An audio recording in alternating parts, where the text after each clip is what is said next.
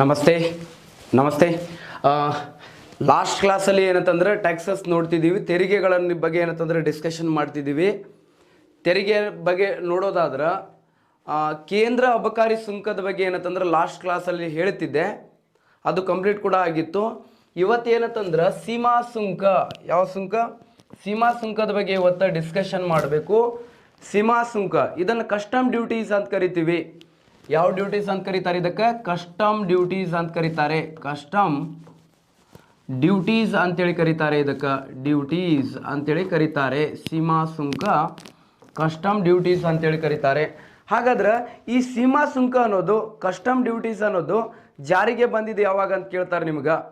Already ಏನಂತಂದರೆ C group ಎಕ್ಸಾಮಲ್ಲಿ ಕೇಳಿರುವಂಥ ಕ್ವಶನ್, ಕಸ್ಟಮ್ ಡ್ಯೂಟೀಸ್ ಸೀಮಾ ಸುಂಕ ಜಾರಿಗೆ ಬಂದಿದ್ದು ಯಾವಾಗ ಅಂತ. ಹಾಗಾದರೆ ಇದು ಜಾರಿಗೆ ಬಂದಿದ್ದು 1951 ಜಾರಿಗೆ ಬಂದಿದೆ ರೀ. ನಮ್ಮಲ್ಲಿ ಏನಂತಂದ್ರೆ ಜೆ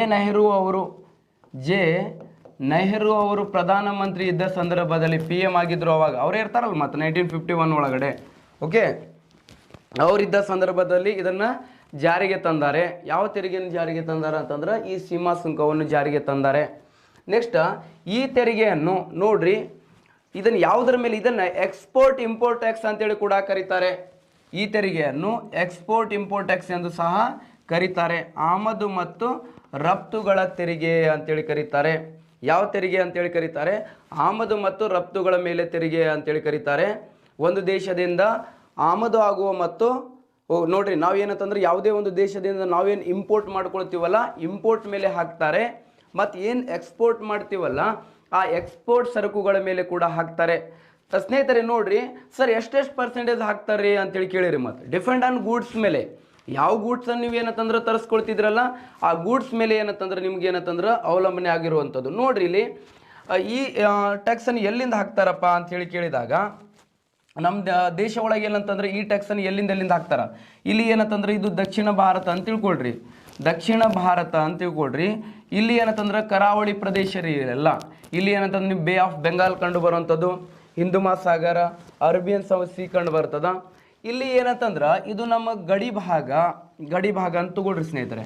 ಇಲ್ಲಿಂದ ಏನಂತಂದ್ರೆ ಇದು ಏನಂತಂದ್ರೆ ಬೇಸ್ ಲೈನ್ ಅಂತೇಳಿ ತೆಗೆದಿರ್ತಾರೆ. ಯಾವ ಲೈನ್ ಇದು?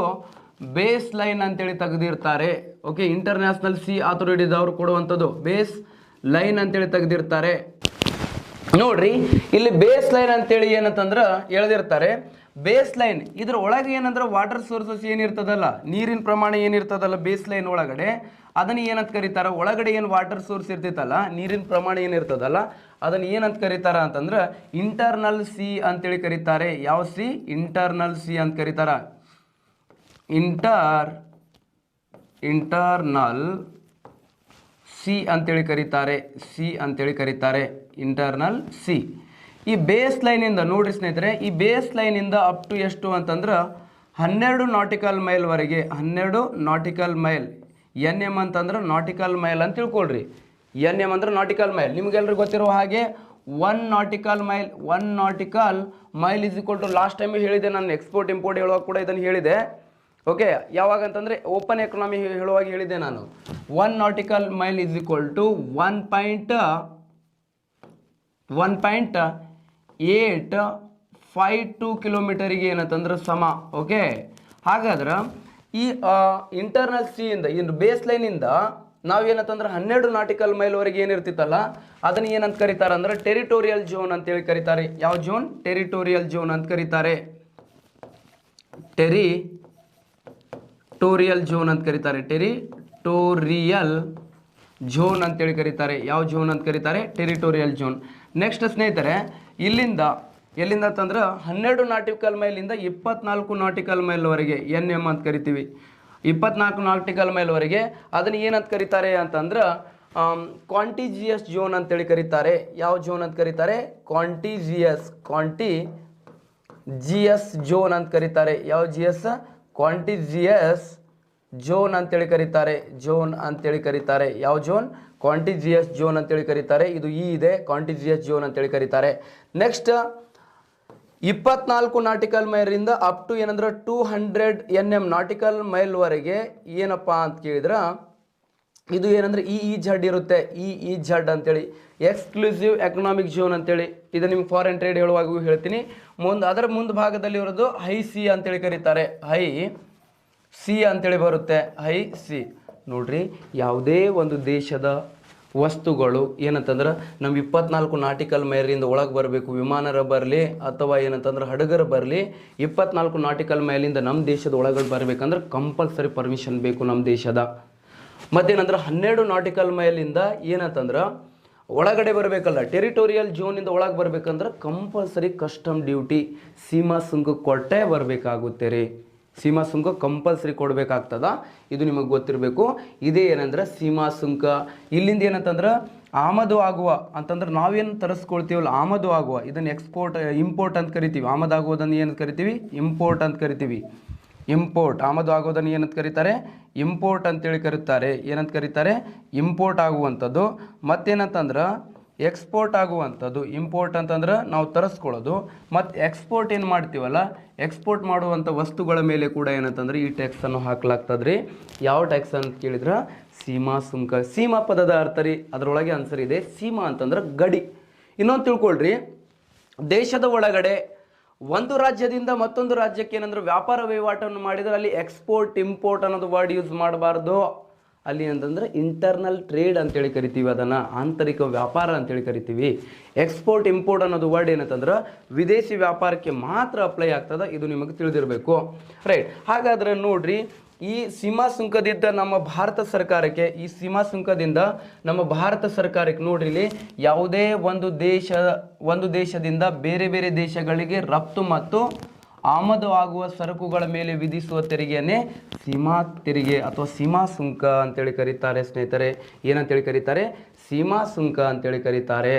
ನೆಕ್ಸ್ಟ್ 2020-21ನೇ ಆರ್ಥಿಕ ವರ್ಷದಲ್ಲಿ ಈ ಸೀಮಾ ಸುಂಕದಿಂದ ಭಾರತ ಸರ್ಕಾರಕ್ಕೆ 3% ಆದಾಯ ಬಂದಿದ್ದು, 3ನೇ ಅತಿ ಹೆಚ್ಚು ಆದಾಯವನ್ನು ತಂದು ಕೊಡುವಂಥ ತೆರಿಗೆ ವಿಧ ಇದಾಗಿದೆ. ಲಾಸ್ಟ್ ಎಕನಾಮಿಕ್ ಇಯರ್, ಈ ಎಕನಾಮಿಕ್ ಇಯರ್ ಅಲ್ಲ, ಲಾಸ್ಟ್ ಎಕನಾಮಿಕ್ ಇಯರ್ ಒಳಗೆ ಏನಂತಂದ್ರೆ ಈ ಕಸ್ಟಮ್ ಡ್ಯೂಟಿಯಿಂದ ಭಾರತ ಸರ್ಕಾರಕ್ಕೆ ಏನಂದ್ರೆ 3% ಏನಂತಂದ್ರೆ ನಮಗೆ ಇನ್ಕಮ್ ಬಂದಿತ್ತು. ಇದು ಏನಂತಂದ್ರೆ ಎಷ್ಟನೇ ಅತಿ ಹೆಚ್ಚು ಕೊಡುವಂಥದ್ದು? 5ನೇ ಅತಿ ಹೆಚ್ಚು ತೆರಿಗೆ ಕೊಡುವಂಥ ವಿಧ ಆಗಿತ್ತು.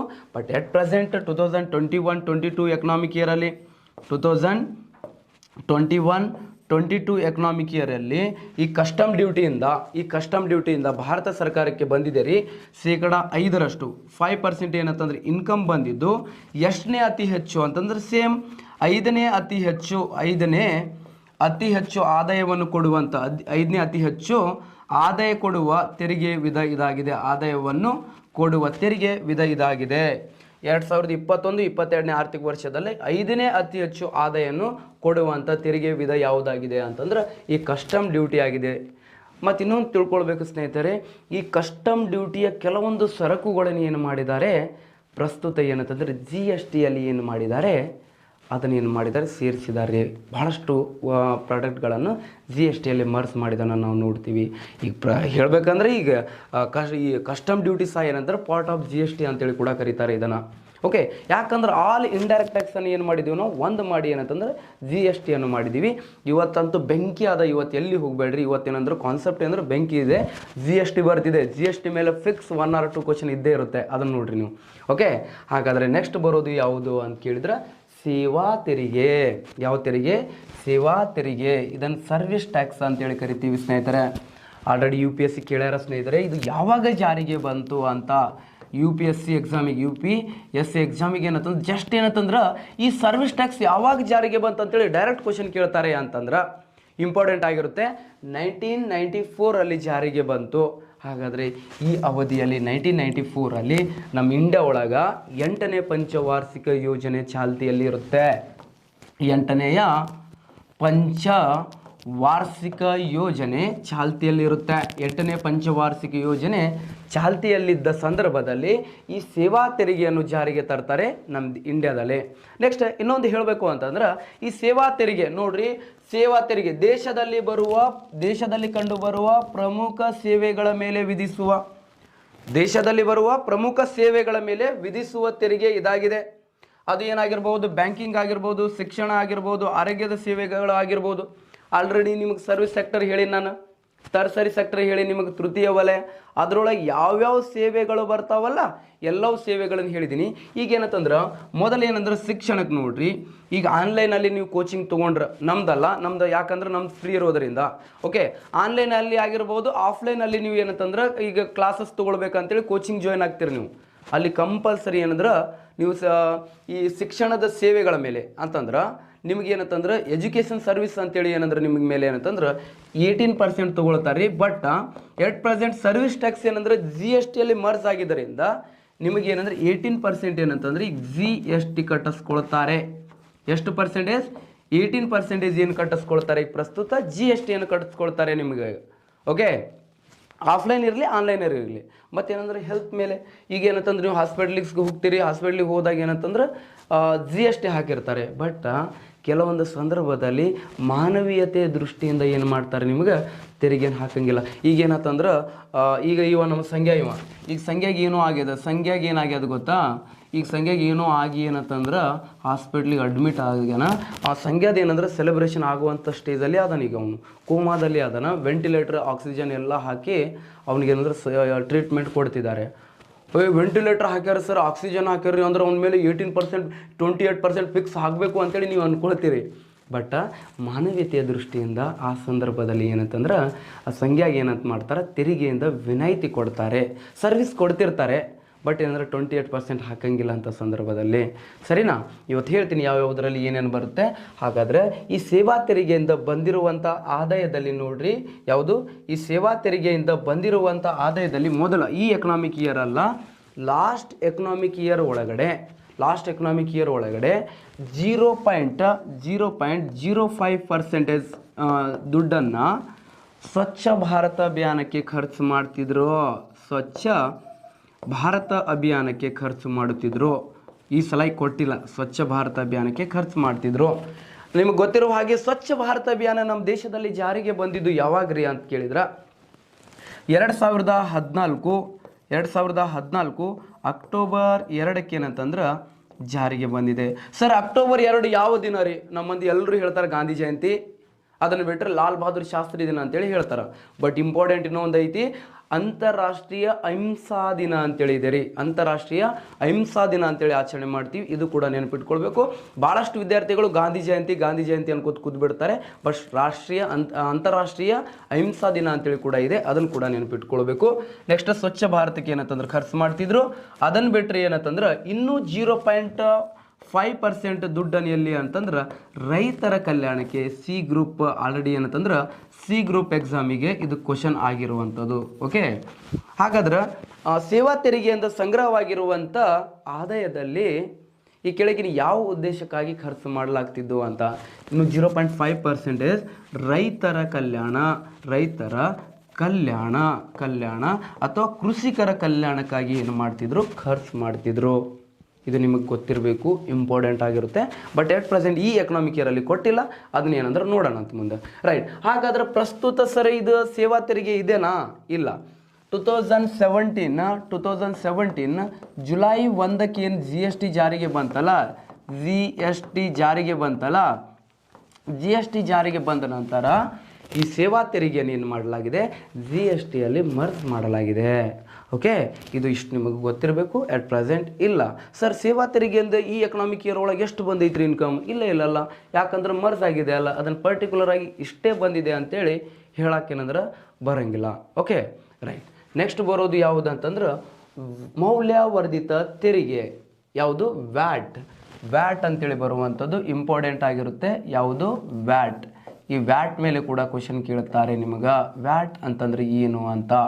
ಓಕೆ, ಫುಲ್ ಫಾರ್ಮ್ ಕೂಡ ಕೇಳಿದ್ದಾರೆ. ಇದನ್ನು ವ್ಯಾಲ್ಯೂ ಆ್ಯಡೆಡ್ ಟ್ಯಾಕ್ಸ್ ಅಂತ ಕರಿತೀವಿ. ವ್ಯಾಟ್ ಅಂತಂದ್ರೆ ಏನು? Value added tax. ಇದನ್ನು ಏನಂತಂದ್ರೆ ಕನ್ನಡ ಒಳಗೆ ಹೇಳ್ತಾರೆ ಮೌಲ್ಯವರ್ಧಿತ ತೆರಿಗೆ ಅಂತೇಳಿ ಕರೀತಾರೆ. ಮೌಲ್ಯವರ್ಧಿತ ತೆರಿಗೆ. ಇದರ ಮೇಲೆ ಏನಂದ್ರೆ ಕ್ವಶನ್ ಕೇಳ್ತಿದ್ರು, ಬಹಳಷ್ಟು ಟೈಮ್ ಇದರ ಮೇಲೆ ಕ್ವಶನ್ ಕೇಳಿದ್ದಾರೆ. ಬಟ್ ಎಟ್ ಪ್ರೆಸೆಂಟ್ ಅಂತೂ ಇದು GSTಯಲ್ಲಿ ಮರ್ಜ್ ಆಗಿರೋದರಿಂದ ಆದರೂ ಕೂಡ ಇದರ ಹಿನ್ನೆಲೆ ಮೇಲೆ ಕ್ವಶನ್ ಕೇಳ್ತಾರೆ. ಓಕೆ, ವ್ಯಾಟ್ ಅನ್ನೋದು ಡೈರೆಕ್ಟ್ ಟ್ಯಾಕ್ಸ್ ಆಗ್ಯೋದು ಅಥವಾ ಇಂಡೈರೆಕ್ಟ್ ಟ್ಯಾಕ್ಸ್ ಆಗಿದೆ ಅಂತೇಳಿ ಕೇಳಬಹುದು. ಹೌದಾ?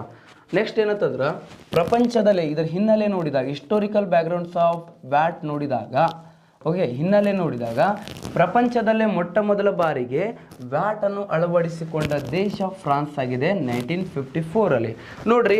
GST ಕೂಡ ಫ್ರಾನ್ಸೇ.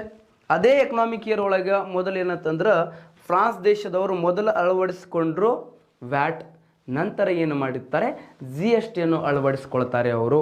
ಓಕೆ, ನೋಡ್ರಿ ಇಲ್ಲಿ ವ್ಯಾಟ್ ಎಂಬುದು ಏನಂತಂದ್ರೆ ಕೇವಲ ಸರಕುಗಳ ಮೇಲೆ ವಿಧಿಸುವ ತೆರಿಗೆಯಾಗಿದೆ. ವ್ಯಾಟ್ ಅಂದ್ರೆ ಓನ್ಲಿ ಗೂಡ್ಸ್ ಮೇಲೆ ಹಾಕ್ತಿದ್ರಿ ಅದನ್ನು. ಓಕೆ, ಸರ್ವಿಸ್ ಮೇಲೆ ಹಾಕ್ತಿರ್ಲಿಲ್ಲ, ಓನ್ಲಿ ಗೂಡ್ಸ್ ಮೇಲೆ ಹಾಕ್ತಿದ್ರು. ಓಕೆ, ಹೇಳಿಕೆ ರೂಪದಲ್ಲಿ UPSC ಅಲ್ಲಿ ಕೇಳಿದ್ದಾರೆ ಇದನ್ನು. ವ್ಯಾಟ್ ಅನ್ನೋದು ಏನಂದ್ರೆ ಸರಕುಗಳ ಮೇಲೆ ಹಾಕುವಂಥದ್ದು ಅಥವಾ ಸೇವೆಗಳ ಮೇಲೆ ಹಾಕುವಂಥದ್ದು. ಓಕೆ, ನೀವು ಕಾನ್ಸೆಪ್ಟ್ ಅರ್ಥ ಮಾಡ್ಕೊಂಡ್ರೆ ಎಲ್ಲವೂ ಕೂಡ ಏನಂತಂದ್ರೆ ಆನ್ಸರ್ ಮಾಡಬಹುದು. ನೆಕ್ಸ್ಟ್, ವ್ಯಾಟ್ ಎಂಬುದು ರಾಜ್ಯ ಸರ್ಕಾರ ವಿಧಿಸುವ ತೆರಿಗೆಯಾಗಿತ್ತು. ಸ್ಟೇಟ್ ಗೌರ್ಮೆಂಟ್ದವ್ರು ಹಾಕ್ತಿದ್ರು ಇದನ್ನು. ಓಕೆ, ನಮ್ಮಲ್ಲಿ ಏನಂತಂದ್ರೆ ನೋಡ್ರಿ ಇಲ್ಲಿ ಕರೆಕ್ಟ್ ತಿಳ್ಕೊಳ್ಬೇಕು. GST ಜಾರಿಗೆ ಬರೋಕ್ಕಿಂತ ಪೂರ್ವದಲ್ಲಿ ನಮ್ಮ ಕರ್ನಾಟಕ ರಾಜ್ಯ ಸರ್ಕಾರಕ್ಕೆ ಈ ಮೌಲ್ಯವರ್ಧಿತ ತೆರಿಗೆಯಿಂದ ಅತಿ ಹೆಚ್ಚು ಇನ್ಕಮ್ ಬರ್ತಿತ್ತು.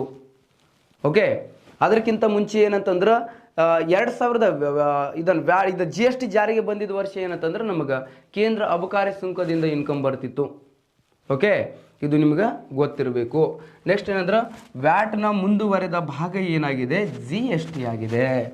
GST ಯಾಕಂದ್ರೆ GST ಸರಕು ಪ್ಲಸ್ ಸೇವೆ ಮೇಲೆ, ಯಾವುದು ಗೂಡ್ಸ್ ಮತ್ತು ಸರ್ವಿಸ್ ಮೇಲೆ, ಗೂಡ್ಸ್ ಆ್ಯಂಡ್ ಸರ್ವಿಸ್ ಮೇಲೆ ವಿಧಿಸುವಂಥ ತೆರಿಗೆ ಆಗಿದೆ.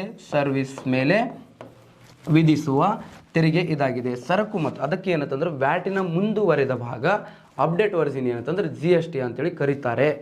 ಓಕೆ, ಹಾಗಾದ್ರೆ ಇಷ್ಟು ಗೊತ್ತಿರಬೇಕು. ನೆಕ್ಸ್ಟ್ ಬರೋದು ಯಾವುದು ಅಂತಂದ್ರೆ ವ್ಯಾಟ್ ಅಂದ್ರೆ ಏನು, ಪರ್ಟಿಕ್ಯುಲರ್ ಆಗಿ ವ್ಯಾಟ್ ಎದಕ್ಕಂತಾರೆ. ವ್ಯಾಟ್ ಅಂದರೆ ಯಾವುದಕ್ಕಂತಂದ್ರೆ ಯಾವುದೇ ಒಂದು ವಸ್ತು ಇರಲಿ, ಇದು ಬಾಟ್ಲಿ ಅದ ಅಂತ ತಿಳ್ಕೊಳ್ರಿ, ಈ ಬಾಟ್ಲಿ ಅದ. ಉತ್ಪಾದಕರು ಏನಂದ್ರೆ ತಾವು ಉತ್ಪಾದಿಸಿದ ಸರಕುಗಳ ಉತ್ಪಾದನೆ, ನೋಡ್ರಿ, ಉತ್ಪಾದಕರು ತಾವು ಉತ್ಪಾದಿಸಿದ ಸರಕುಗಳ ಉತ್ಪಾದನೆ, ಇದನ್ನು ಪ್ರೊಡಕ್ಷನ್ ಮೇಲೆ ನೋಡ್ರಿ, ಉತ್ಪಾದನೆ ಮತ್ತು ಏನಂತಂದ್ರೆ ಮಾರಾಟ, ಉತ್ಪಾದನೆ ಮತ್ತು ಮಾರಾಟದ ಮೌಲ್ಯ ಹೆಚ್ಚಾದಂತೆ ಆ ಮೌಲ್ಯದ ಮೇಲೆ ವಿಧಿಸುವ ತೆರಿಗೆಯನ್ನೇ ವ್ಯಾಟ್ ಅಂತ ಕರೀತಾರೆ. ಯಾವುದೇ ಒಂದು ವಸ್ತುನ ಉತ್ಪಾದನೆ ಮಾಡ್ಬೇಕಂದ್ರೆ ನೋಡ್ರಿ ಸ್ನೇಹಿತರೆ, ಮೌಲ್ಯ ಯಾವಾಗ ಜಾಸ್ತಿ ಆಗ್ತದೆ ಹೇಳ್ರಿ, ಅದು ಮನುಷ್ಯ ಇರಲಿ ಯಾವುದೇ ಒಂದು ಸರಕು ಇರಲಿ. ಓಕೆ, ಅವ್ರ ವ್ಯಾಲ್ಯೂ ಯಾವಾಗ ಹೆಚ್ಚಾಕೋದು ಗೊತ್ತಾ, ಅವನ ಡಿಮಾಂಡ್ ಜಾಸ್ತಿ ಆದಾಗ ಆಟೋಮೆಟಿಕ್, ಓಕೆ, ಡಿಮಾಂಡ್ ಅಂದ್ರೆ ಅವ್ನ ಬೇಡಿಕೆ ಜಾಸ್ತಿ ಆದಾಗ ಆಟೋಮೆಟಿಕ್ ಆಗಿ ಅವ್ನ ವ್ಯಾಲ್ಯೂ ಕೂಡ ಜಾಸ್ತಿ ಆಗ್ತದೆ ಸ್ನೇಹಿತರೆ. ಜೀವನ ಒಳಗೆ ನೋಡ್ರಿ, ಬರೀ ಎಕ್ಸಾಮ್ಗೋಸ್ಕರ ಅಲ್ಲ, ಜೀವನ ಒಳಗೂ ತೊಗೊಳ್ರಿ. ನೀನು ಎಷ್ಟು ಬ್ಯುಸಿ ಇರ್ತೀಯಲ್ಲ ಅಷ್ಟು ನಿನಗೆ ವ್ಯಾಲ್ಯೂ ಜಾಸ್ತಿ ಇರ್ತದ, ಅದನ್ನು ತಿಳ್ಕೊಳ್ರಿ. ಸೊ ಅದಕ್ಕೇನಂದ್ರೆ ಈಗ ಬಿಸಿ ಅಂತಂದ್ರೆ ಓದೋದು ಅಷ್ಟೇ, ಓದೋದು ಬಿಟ್ಟರೆ ಬೇರೆ ಏನು ಬೇಡ. ಸೊ ಅದಕ್ಕೇನಂದ್ರೆ ಉತ್ಪಾದಕರು ತಾವು ಉತ್ಪಾದಿಸಿದ ಸರಕುಗಳ ಉತ್ಪಾದನೆ ಮತ್ತು ಮಾರಾಟದ, ಉತ್ಪಾದನೆ ಆಗುವಂಥದ್ದು ಮತ್ತು ಮಾರಾಟ ಆಗುವಂಥ ಸರಕುಗಳ ಮೇಲೆ ವಿಧಿಸುವಂಥ ತೆರಿಗೆಯನ್ನು ಏನಂತ ಕರೀತಾರೆ. ಆ ಉತ್ಪಾದನೆ ಆಗುವಂಥ ಸರಕು ಮತ್ತು ಮಾರಾಟ ಆಗುವಂಥ ಸೇಲ್ ಮಾಡ್ತೀವಲ್ಲ, ಅವಾಗ ಅದ್ರ ವ್ಯಾಲ್ಯೂ ಜಾಸ್ತಿ ಆಗಬೇಕು. ವ್ಯಾಲ್ಯೂ ಜಾಸ್ತಿ ಆದಾಗ ಅಂಥ ವ್ಯಾಲ್ಯೂ ಮೇಲೆ ವಿಧಿಸುವಂಥ ತೆರಿಗೆಯನ್ನೇ ಮೌಲ್ಯವರ್ಧಿತ ತೆರಿಗೆ ಅಂತೇಳಿ ಕರಿತಿದ್ರು. ಓಕೆ, ಹಾಗಾದ್ರೆ ವ್ಯಾಟಿಗೆ ಸಂಬಂಧಪಟ್ಟಂಗೆ ಯಾವ್ಯಾವ ಸಮಿತಿಗಳು ಅದಾವ್ರಿ, ಡೈರೆಕ್ಟ್ ಕ್ವಶನ್ ಕೇಳ್ತಾರೆ ನಿಮಗೆ. ರಾಜ್ಯ ಚೆಲ್ಲಯ್ಯ ಸಮಿತಿ ಯಾವುದಕ್ಕೆ ಸಂಬಂಧಿಸಿದೆ? ಆಪ್ಷನ್ಸ್ ಎ ಅಲ್ಲಿ ಡೈರೆಕ್ಟ್ ಟ್ಯಾಕ್ಸ್, ಆಪ್ಷನ್ಸ್ ಬಿ ಅಲ್ಲಿ ಏನಂದ್ರೆ ಇಂಡೈರೆಕ್ಟ್ ಟ್ಯಾಕ್ಸ್, ಸಿ ಅಲ್ಲಿ ಕೇಳ್ತಾನೆ ನಿಮ್ಗೆ ವ್ಯಾಟ್, ಡಿ ಅಲ್ಲಿ ಇಂಡೈರೆಕ್ಟ್ ಟ್ಯಾಕ್ಸ್ ಪ್ಲಸ್ ವ್ಯಾಟ್ ಅಂತೇಳಿ ಕೊಟ್ಟಿರ್ತಾನೆ. ಅವಾಗ ಏನು ಮಾಡಬೇಕು, ಆಪ್ಷನ್ಸ್ ಡಿ ಸೆಲೆಕ್ಟ್ ಮಾಡಬೇಕಾಗ್ತದ. ವ್ಯಾಟ್ ಅನ್ನೋದು ಇದು ಏನಂತಂದ್ರೆ ರಾಜ್ಯ ಚೆಲ್ಲಯ್ಯ ಅನ್ನೋದು ಏನಂದ್ರೆ ವ್ಯಾಟಿಗೂ ಸಂಬಂಧಿಸಿದೆ, ಪ್ಲಸ್ ಏನಂತಂದ್ರೆ ವ್ಯಾಟ್ ಅನ್ನೋದು ಟೈಪ್ಸ್ ಆಫ್ ಇಂಡೈರೆಕ್ಟ್ ಟ್ಯಾಕ್ಸ್, ಅದಕ್ಕೆ ಎರಡಕ್ಕೂ ಅಪ್ಲೈ ಆಗ್ತದ. ಅದಕ್ಕೇನು ಮಾಡಬೇಕು, ರಾಜ್ಯ ಚೆಲ್ಲಯ್ಯ ಸಮಿತಿ ಏನಂತಂದ್ರೆ ವ್ಯಾಟ್ಗೆ ಸಂಬಂಧಿಸಿದ ಸಮಿತಿ ಆಗಿದೆ. ಇದು ನಮ್ಮ ದೇಶದಲ್ಲಿ ವ್ಯಾಟನ್ನು ಜಾರಿಗೆ ತರಬೇಕು ಅಂತೇಳಿ ಕೂಡ ಶಿಫಾರಸು ಮಾಡಿರುವಂಥದ್ದು. ನೆಕ್ಸ್ಟ್ ಏನಂತಂದ್ರೆ LK ಝಾ ಸಮಿತಿ. LK ಝಾ ಅಂತಂದ್ರೆ RBI ಏನಂತಂದ್ರೆ ಗವರ್ನರ್ ಅಂತೇಳಿ ಹೇಳ್ತೀವಿ, ಮಾಜಿ ಗವರ್ನರ್ ಇವರು. LK ಝಾ ಅಂತಂದ್ರೆ ಲಕ್ಷ್ಮೀಕಾಂತ್ ಝಾ ಅಂತೇಳಿ ಕರಿತೀವಿ ಇವರನ್ನು. ಯಾವ ಝಾ? ಲಕ್ಷ್ಮೀಕಾಂತ್ ಝಾ. ಇವ್ರ ನೇತೃತ್ವದಲ್ಲಿ ಸಮಿತಿ ನೇಮಕ. ಈ ಸಮಿತಿ ನೇಮಕ ಆಗಿದ್ದು 1970 ನೇಮಕ ಆಗ್ತದ. ಓಕೆ, 1970 LK ಝಾ ಕಮಿಟಿಯನ್ನು ನೇಮಕ ಮಾಡಿದರು. ಈ ಸಮಿತಿ ಗೌರ್ಮೆಂಟಿಗೆ ವರದಿ ನೀಡಿದ್ದು ರೀ 1976 ವರದಿ ನೀಡುತ್ತೆ ಗೌರ್ಮೆಂಟಿಗೆ. ನಿಮಗೆ ಡೈರೆಕ್ಟ್ ಕ್ವಶನ್ ಕೇಳ್ತಾರೆ, ಈ ಕೆಳಗಿನವುಗಳಲ್ಲಿ ಯಾವುದು ವ್ಯಾಟ್ಗೆ ಸಂಬಂಧಿಸಿದ ಸಮಿತಿ ಅಲ್ಲ ಅಂತ ಕೇಳ್ಬಿಡ್ತಾನೆ. ರಾಜ್ಯ ಚೆಲ್ಲಯ್ಯ ಸಮಿತಿ, LK ಝಾ ಸಮಿತಿ, ವಾಂಚು ಸಮಿತಿ, ಓಕೆ, ಮತ್ತೇನಂದ್ರೆ ವಿಜಯ ಕೇಳ್ಕರ್ ಸಮಿತಿ. ಇವೆಲ್ಲವೂ ಕೂಡ ತೆರಿಗೆಗೆ ಸಂಬಂಧಪಟ್ಟಂಗೆ ಸಮಿತಿಗಳು. ಬಟ್ ವ್ಯಾಟಿಗೆ ಸಂಬಂಧಪಟ್ಟಂಗೆ ಯಾವುದಲ್ಲ ಅಂತಂದ್ರೆ ವಾಂಚು ಅಲ್ಲ, ವಿಜಯ ಕೇಳ್ಕರ್ ಅಲ್ಲ. ವಿಜಯ ಕೇಳ್ಕರ್ ಸಮಿತಿ ಪ್ಲಸ್ ವಾಂಚು ಸಮಿತಿ ಇವು ಕೂಡ ತೆರಿಗೆಗೆ ಸಂಬಂಧಿಸಿದೆ. ಸಮಿತಿಗಳಾಗಿದ್ದಾವೆ. Okay, right. ನೆಕ್ಸ್ಟ್ ಏನಂದರೆ ಈ ಸಮಿತಿಯ ಶಿಫಾರಸಿನಂತೆ ಭಾರತದಲ್ಲಿ MOD ವ್ಯಾಟನ್ನು ಪರಿಚಯ ಮಾಡಲಾಯಿತು, ಜಾರಿಗೆ ಬರಲಿಲ್ಲ ಸ್ನೇಹಿತರೆ. ಜಾರಿಗೆ ಮತ್ತು ಪರಿಚಯಕ್ಕೆ ಬಹಳಷ್ಟು ವ್ಯತ್ಯಾಸ ಇದೆ. ಓಕೆ, ಪರಿಚಯ ಅಂತಂದ್ರೆ ಅದನ್ನು ಒಂದು ಹಿಂಗಿದೆ, ಅದನ್ನು ಅಳವಡಿಸ್ಕೊಳ್ಳೋದು ಬೇಡ ಅಂತೇಳಿ ಅದನ್ನು ನಿರ್ಧಾರ ಮಾಡೋದು. ಬಟ್ ಜಾರಿಗೆ ಬರೋದು ಅಂತಂದ್ರೆ ಅದನ್ನು ಅಳವಡಿಸ್ಕೊಂಡಾಗೆ ಅಂತೇಳಿ ಅರ್ಥ ಕೊಡುತ್ತೆ. ನೋಡ್ರಿ, MOD ವ್ಯಾಟ್ ಅಂದ್ರೆ ಮೋಡಿಫೈಡ್ ವ್ಯಾಲ್ಯೂ ಆ್ಯಡೆಡ್ ಟ್ಯಾಕ್ಸ್ ಅಂತೇಳಿ ಕರಿತೀವಿ. MOD ವ್ಯಾಟನ್ನು ನಮ್ಮ ದೇಶದಲ್ಲಿ ಏನಂತಂದ್ರೆ ಪರಿಚಯ ಮಾಡ್ತಾರೆ 2000 ಎಷ್ಟರಲ್ಲಿ ಅಂದರೆ 1998 MOD ವ್ಯಾಟ್ ಯಾವಾಗ ಅಂತಂದ್ರೆ 1986 ಇದನ್ನು ಪರಿಚಯ ಮಾಡುತ್ತಾರೆ MOD ವ್ಯಾಟನ್ನು. ನೆಕ್ಸ್ಟ್ 1999 ಒಳಗೆ ನೋಡ್ರಿ, ಇಲ್ಲಿ 2000ರಲ್ಲಿ MOD ವ್ಯಾಟನ್ನು ಏನು ಮಾಡ್ತಾರೆ, CVAT ಅಂತೇಳಿ, ಸೆಂಟ್ರಲ್ ವ್ಯಾಲ್ಯೂ ಆ್ಯಡೆಡ್ ಟ್ಯಾಕ್ಸ್ ಅಂತೇಳಿ 2000ರಲ್ಲಿ ಅಂತಂದ್ರೆ ನಮ್ಮ ಅಟಲ್ ಬಿಹಾರಿ ವಾಜಪೇಯಿ ಅವರು ಪ್ರಧಾನಮಂತ್ರಿ ಇದ್ದ ಸಂದರ್ಭದಲ್ಲಿ ಏನಮ್ಮ ಈ MOD ವ್ಯಾಟ್ ಇದ್ದಿದ್ದು ಏನು ಮಾಡಿದರು, CVAT ಅಂತೇಳಿ ಮರುನಾಮಕರಣ ಮಾಡ್ತಾರೆ. ಯಾವ ವ್ಯಾಟ್ ಅಂತ CVAT ಅಂತೇಳಿ ಮರುನಾಮಕರಣ ಮಾಡ್ತಾರೆ. CVAT ಅಂತಂದ್ರೆ ಸೆಂಟ್ರಲ್ ವ್ಯಾಲ್ಯೂ ಆ್ಯಡೆಡ್ ಟ್ಯಾಕ್ಸ್ ಅಂತೇಳಿ ಕರೀತಾರೆ. ಯಾವ value added tax, central value added tax ಅಂತೇಳಿ ಕರೀತಾರೆ. ನೆಕ್ಸ್ಟ್ 2003 ಏಪ್ರಿಲ್ 1ರಂದು ಭಾರತದಲ್ಲಿ ಮೊಟ್ಟ ಮೊದಲ ಬಾರಿಗೆ ಕ್ವಶನ್ ಆಗ್ಯದ, ಬಹಳಷ್ಟು ಎಕ್ಸಾಮ್ ಒಳಗೆ ಆಗ್ಯದ. ಏನಂತಂದ್ರೆ ಕ್ವಶನ್ ಪೇಪರ್ ಸಾಲ್ವ್ ಮಾಡಿ ನೋಡ್ಕೊಳ್ರಿ ನೀವು. ವ್ಯಾಟನ್ನು ಪ್ರಪಂಚದಲ್ಲಿ ವ್ಯಾಟ್ ಅಳವಡಿಸಿಕೊಂಡಿದ್ದ ದೇಶ ಯಾವುದಂತಂದ್ರೆ ಫ್ರಾನ್ಸ್. ಓಕೆ, ಯಾವುದು, ಫ್ರಾನ್ಸ್. ನೆಕ್ಸ್ಟ್ ಏನಂತಂದ್ರೆ 2003 ಏಪ್ರಿಲ್ 1ರಂದು ಭಾರತದಲ್ಲಿ ಮೊಟ್ಟ ಮೊದಲ ಬಾರಿಗೆ ವ್ಯಾಟನ್ನು ಅಳವಡಿಸಿಕೊಂಡಿರುವಂಥ ರಾಜ್ಯ ಯಾವುದು ಅಂತ ಕೇಳಿದ್ರೆ ಹರಿಯಾಣ ಅಂತೇಳಿ ಕರಿತೀವಿ. ಯಾವುದು, ಹರಿಯಾಣ ಅಂತೇಳಿ ಕರಿತೀವಿ. ಓಕೆ, ಭಾರತದಲ್ಲಿ ಮೊಟ್ಟ ಮೊದಲ ಬಾರಿಗೆ ಯಾವುದು ಅಂತ ಕೇಳಿದ್ರೆ ಹರಿಯಾಣ ಅಂತೇಳಿ ಹೇಳ್ತೀವಿ ರೀ ಸ್ನೇಹಿತರೆ. ಯಾವಾಗ ರೀ ಹರಿಯಾಣ ಅಂತಂದ್ರೆ 2003 ಏಪ್ರಿಲ್ 1ಕ್ಕೆ ವ್ಯಾಟನ್ನು ಅಳವಡಿಸಿಕೊಂಡಿರುವಂಥ ನಮ್ಮ ರಾಜ್ಯ ಯಾವುದು ಅಂತಂದ್ರೆ ಹರಿಯಾಣ ಪ್ಲಸ್ ಏನಾದ್ರೆ ಪಂಜಾಬ್ ಕ್ಯಾಪಿಟಲ್ ಸಿಟಿ ಆಗ್ಯದ್ರಿ ಚಂಡೀಗಢ. ಕ್ಯಾಪಿಟಲ್ ಸಿಟಿ ಏನಂದ್ರೆ ಈಶಾನ್ಯ ರಾಜ್ಯಗಳದ್ದೇ ಜಾಸ್ತಿ ಕೇಳ್ತಾರೆ, ನಿಮ್ಗೆ ನೆನ್ಪಿಟ್ಕೊಳ್ಬೇಕು. ನೆಕ್ಸ್ಟ್ ಇದು ಕೂಡ ಕ್ವಶನ್ ಆಗಿದೆ, ಕರ್ನಾಟಕದಲ್ಲಿ ಮೊಟ್ಟ ಮೊದಲ ಬಾರಿಗೆ ವ್ಯಾಟನ್ನು ಯಾವಾಗ ಅಳವಡಿಸಿಕೊಳ್ಳಲಾಯಿತು ಅಂತ. ನಮ್ಮಲ್ಲಿ 2005ರಲ್ಲಿ ಏಪ್ರಿಲ್ 1ರಂದು ಕರ್ನಾಟಕ ಸೇರಿದಂತೆ ಸುಮಾರು 20 ರಾಜ್ಯಗಳ ಏಕಕಾಲದಲ್ಲಿ ಏನಂತಂದ್ರೆ ವ್ಯಾಟನ್ನು ಅಳವಡಿಸಿಕೊಂಡವು.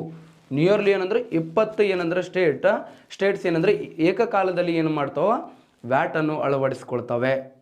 ಓಕೆ, ನೆಕ್ಸ್ಟ್ ವ್ಯಾಟನ್ನು ಅಳವಡಿಸಿಕೊಂಡ ಕೊನೆಯ ರಾಜ್ಯ ಯಾವುದ್ರಿ, ವ್ಯಾಟನ್ನು ಅಳವಡಿಸಿಕೊಂಡಿರುವಂಥ ಕೊನೆಯ ರಾಜ್ಯ ಯಾವುದು ಅಂತಂದ್ರೆ UP. ಯಾವುದು ಅಂತ ಕೇಳಿದ್ರೆ ಉತ್ತರ ಪ್ರದೇಶ. 2008 ಏಪ್ರಿಲ್ 1ಕ್ಕೆ ಏನಂತಂದ್ರೆ ವ್ಯಾಟನ್ನು ಅಳವಡಿಸಿಕೊಂಡಿರುವಂಥ ಕೊನೆಯ ರಾಜ್ಯ ಯಾವುದು ಅಂತ ಕೇಳಿದ್ರೆ ಉತ್ತರ ಪ್ರದೇಶ. ಇದು ಕೂಡ ಕ್ವಶನ್ ಆಗಿದೆ ಸ್ನೇಹಿತರೆ. ವ್ಯಾಟನ್ನು ಅಳವಡಿಸಿಕೊಳ್ಳದೇ ಇರುವ ರಾಜ್ಯ ಯಾವುದಂದ್ರೆ ತಮಿಳುನಾಡು. ಸರ್ ಯಾವಾಗ್ರಿ, ಯಾವ ವರ್ಷ ಅಂತ ಕೇಳಿರಿ, ಅಳವಡಿಸಿಕೊಂಡಿಲ್ಲ ಮತ್ತು ವರ್ಷ ಎಲ್ಲಿಂದ ತಂದು ಕೊಡಲಿ, ಹೌದಾ? ವ್ಯಾಟನ್ನು ಅಳವಡಿಸಿಕೊಳ್ಳಲಾಗದೇ ಇರುವಂಥ ರಾಜ್ಯ ಯಾವುದು ಅಂತ ಕೇಳಿದ್ರೆ ತಮಿಳುನಾಡು ಅಂತೇಳಿ ಕರೀತಾರೆ. ಇದು ಕೂಡ UPSCಗೆ ಕೇಳ್ಯಾರ. ಈ ಕೆಳಗಿನವುಗಳಲ್ಲಿ ಯಾವ ರಾಜ್ಯ ವ್ಯಾಟನ್ನು ಅಳವಡಿಸಿಕೊಂಡಿಲ್ಲ ಅಂತೇಳಿ ಕ್ವಶನ್ ಆಗಿತ್ತು. ರೈಟ್. ನೆಕ್ಸ್ಟ್ ವ್ಯಾಟನ್ನು ಅಳವಡಿಸಿಕೊಳ್ಳಲಾಗದೇ ಇರುವಂಥ ಕೇಂದ್ರಾಡಳಿತ ಪ್ರದೇಶಗಳು ಯಾವ್ಯಾವ ಇದ್ದು. ಓಕೆ, ವ್ಯಾಟನ್ನು ಅಳವಡಿಸಿಕೊಳ್ಳಲಾಗದೇ ಇರುವಂಥ ಕೇಂದ್ರಾಡಳಿತ ಪ್ರದೇಶಗಳು ಅಂದರೆ UT ಅಂತ ಕರಿತೀವಿ. UT ಅಂದಿರಿ ಮತ್ತು UT ಅಂತಂದ್ರೆ ಯೂನಿಯನ್ ಟೆರಿಟರೀಸ್ ಯಾವುದಪ್ಪ ಅಂತ ಕೇಳಿದ್ರೆ 2 ಇದ್ದಾವೆ. ಒಂದೇದು ಯಾವುದಂದ್ರೆ ಅಂಡಮಾನ್ ಮತ್ತು ನಿಕೋಬಾರ್.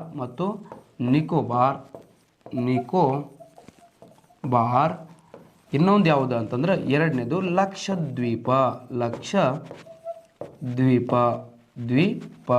ಇವೆರಡು ಏನಂತಂದರೆ ಕೇಂದ್ರಾಡಳಿತ ಪ್ರದೇಶಗಳು ವ್ಯಾಟನ್ನು ಅಳವಡಿಸಿಕೊಳ್ಳಿಲ್ಲ. Okay, right. ನೆಕ್ಸ್ಟ್ ಏನಂದರೆ ಯಾಕೆ ಅಳವಡಿಸ್ಕೊಳ್ಳಿಲ್ಲ ಸರ್ ಅಂತಂದ್ರೆ ವ್ಯಾಟ್ ಅಂದ್ರೆ ರಾಜ್ಯ ಸರ್ಕಾರ ವಿಧಿಸುವಂಥ ತೆರಿಗೆ ಆಗಿತ್ತು, ಆಯಾ ರಾಜ್ಯ ಸರ್ಕಾರಕ್ಕೆ ಬಿಟ್ಟಿದ್ದು. ಯಾಕೆ ಅಳವಡಿಸ್ಕೊಳ್ಳಿಲ್ಲ ಅಂತಂದ್ರೆ ಪರ್ಟಿಕ್ಯುಲರ್ ಆಗಿ ರೀಸನ್ ಹೇಳೋಕ್ಕಾಗಂಗಿಲ್ಲ. ಆಯಾ ರಾಜ್ಯ ಸರ್ಕಾರದ ಏನಂದ್ರೆ ವೈಯಕ್ತಿಕ ವಿಚಾರ ಆಗಿತ್ತು ಅದು. ರೈಟ್. ನೆಕ್ಸ್ಟ್ ಏನಂತಂದ್ರೆ ಇಂಪಾರ್ಟೆಂಟ್ ಬರೋದು ನೋಡ್ರಿ, GST. Okay, goods and service tax ಅಂತೇಳಿ ಕರಿತೀವಿ ರೀ. ಯಾವ tax? Goods and service tax ಅಂತೇಳಿ ಕರಿತೀವಿ. GST ಸರಕು ಮತ್ತು ಸೇವಾ ತೆರಿಗೆ. ಬರೀ ಸರಕು ಅಲ್ಲ, ಏಕರೂಪದ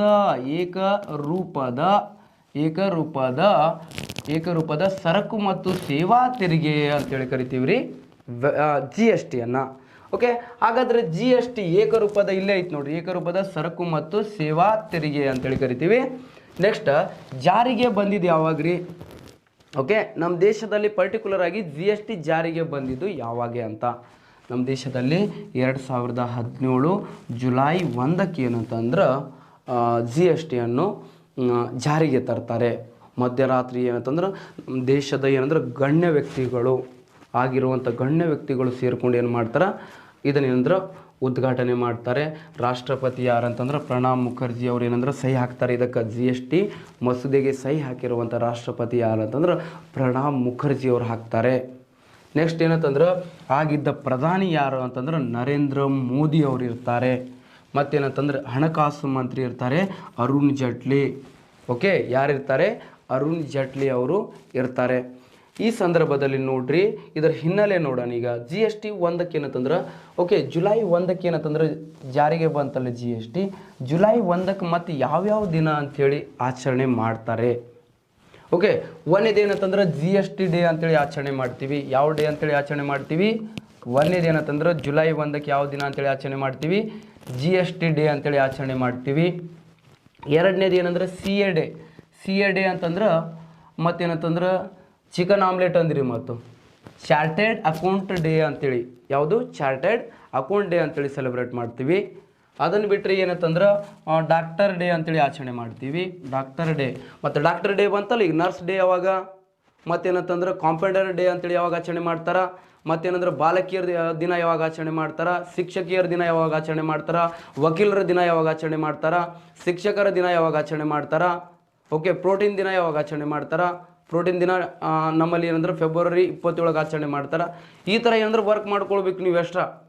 ಓಕೆ, ಜನವರಿ ತೊಗೊಂಡ್ರೆ ಏನಂತಂದ್ರೆ ಒಂದೇ ನಿಮಿಷ ಹೇಳ್ತೀನಿ. ಜನವರಿ ತೊಗೊಂಡ್ರೆ ಜನವರಿ 1 ಅಂದ್ರೆ ಭೀಮಾ ಕೋರೆಗಾಂವ್ ಏನಂತಂದ್ರೆ ಒಂದು ಇದನ್ನು ಯುದ್ಧ ಆಗಿತ್ತು 1800ರಲ್ಲಿ, ಆ ದಿನ ಅಂತೇಳಿ ಆಚರಣೆ ಮಾಡ್ತೀವಿ. ಜನವರಿ 3 ಏನಂದ್ರೆ ಶಿಕ್ಷಕಿಯರ ದಿನ ಅಂತೇಳಿ ಆಚರಣೆ ಮಾಡ್ತೀವಿ, ಸಾವಿತ್ರಿಬಾಯಿ ಫುಲೆ. ಜನವರಿ 4 ಏನಂತಂದ್ರೆ ಅಂಧರ ದಿನ ಅಂತೇಳಿ ಆಚರಣೆ ಮಾಡ್ತೀವಿ. ಜನವರಿ 9 ಅನಿವಾಸಿ ಭಾರತೀಯರ ದಿನ, ಪ್ರವಾಸಿ ದಿನ ಅಂತೇಳಿ, ಅಥವಾ ಗಾಂಧೀಜಿಯವರು ಬಂದಿದ್ದ ದಿನ ಈಗೋಸ್ಕರ ಅಂದ್ರೆ ಪ್ರವಾಸಿ ದಿನ ಅಂತೇಳಿ ಆಚರಣೆ ಮಾಡ್ತೀವಿ. ಜನವರಿ 12 ಯೂತ್ ದಿನ.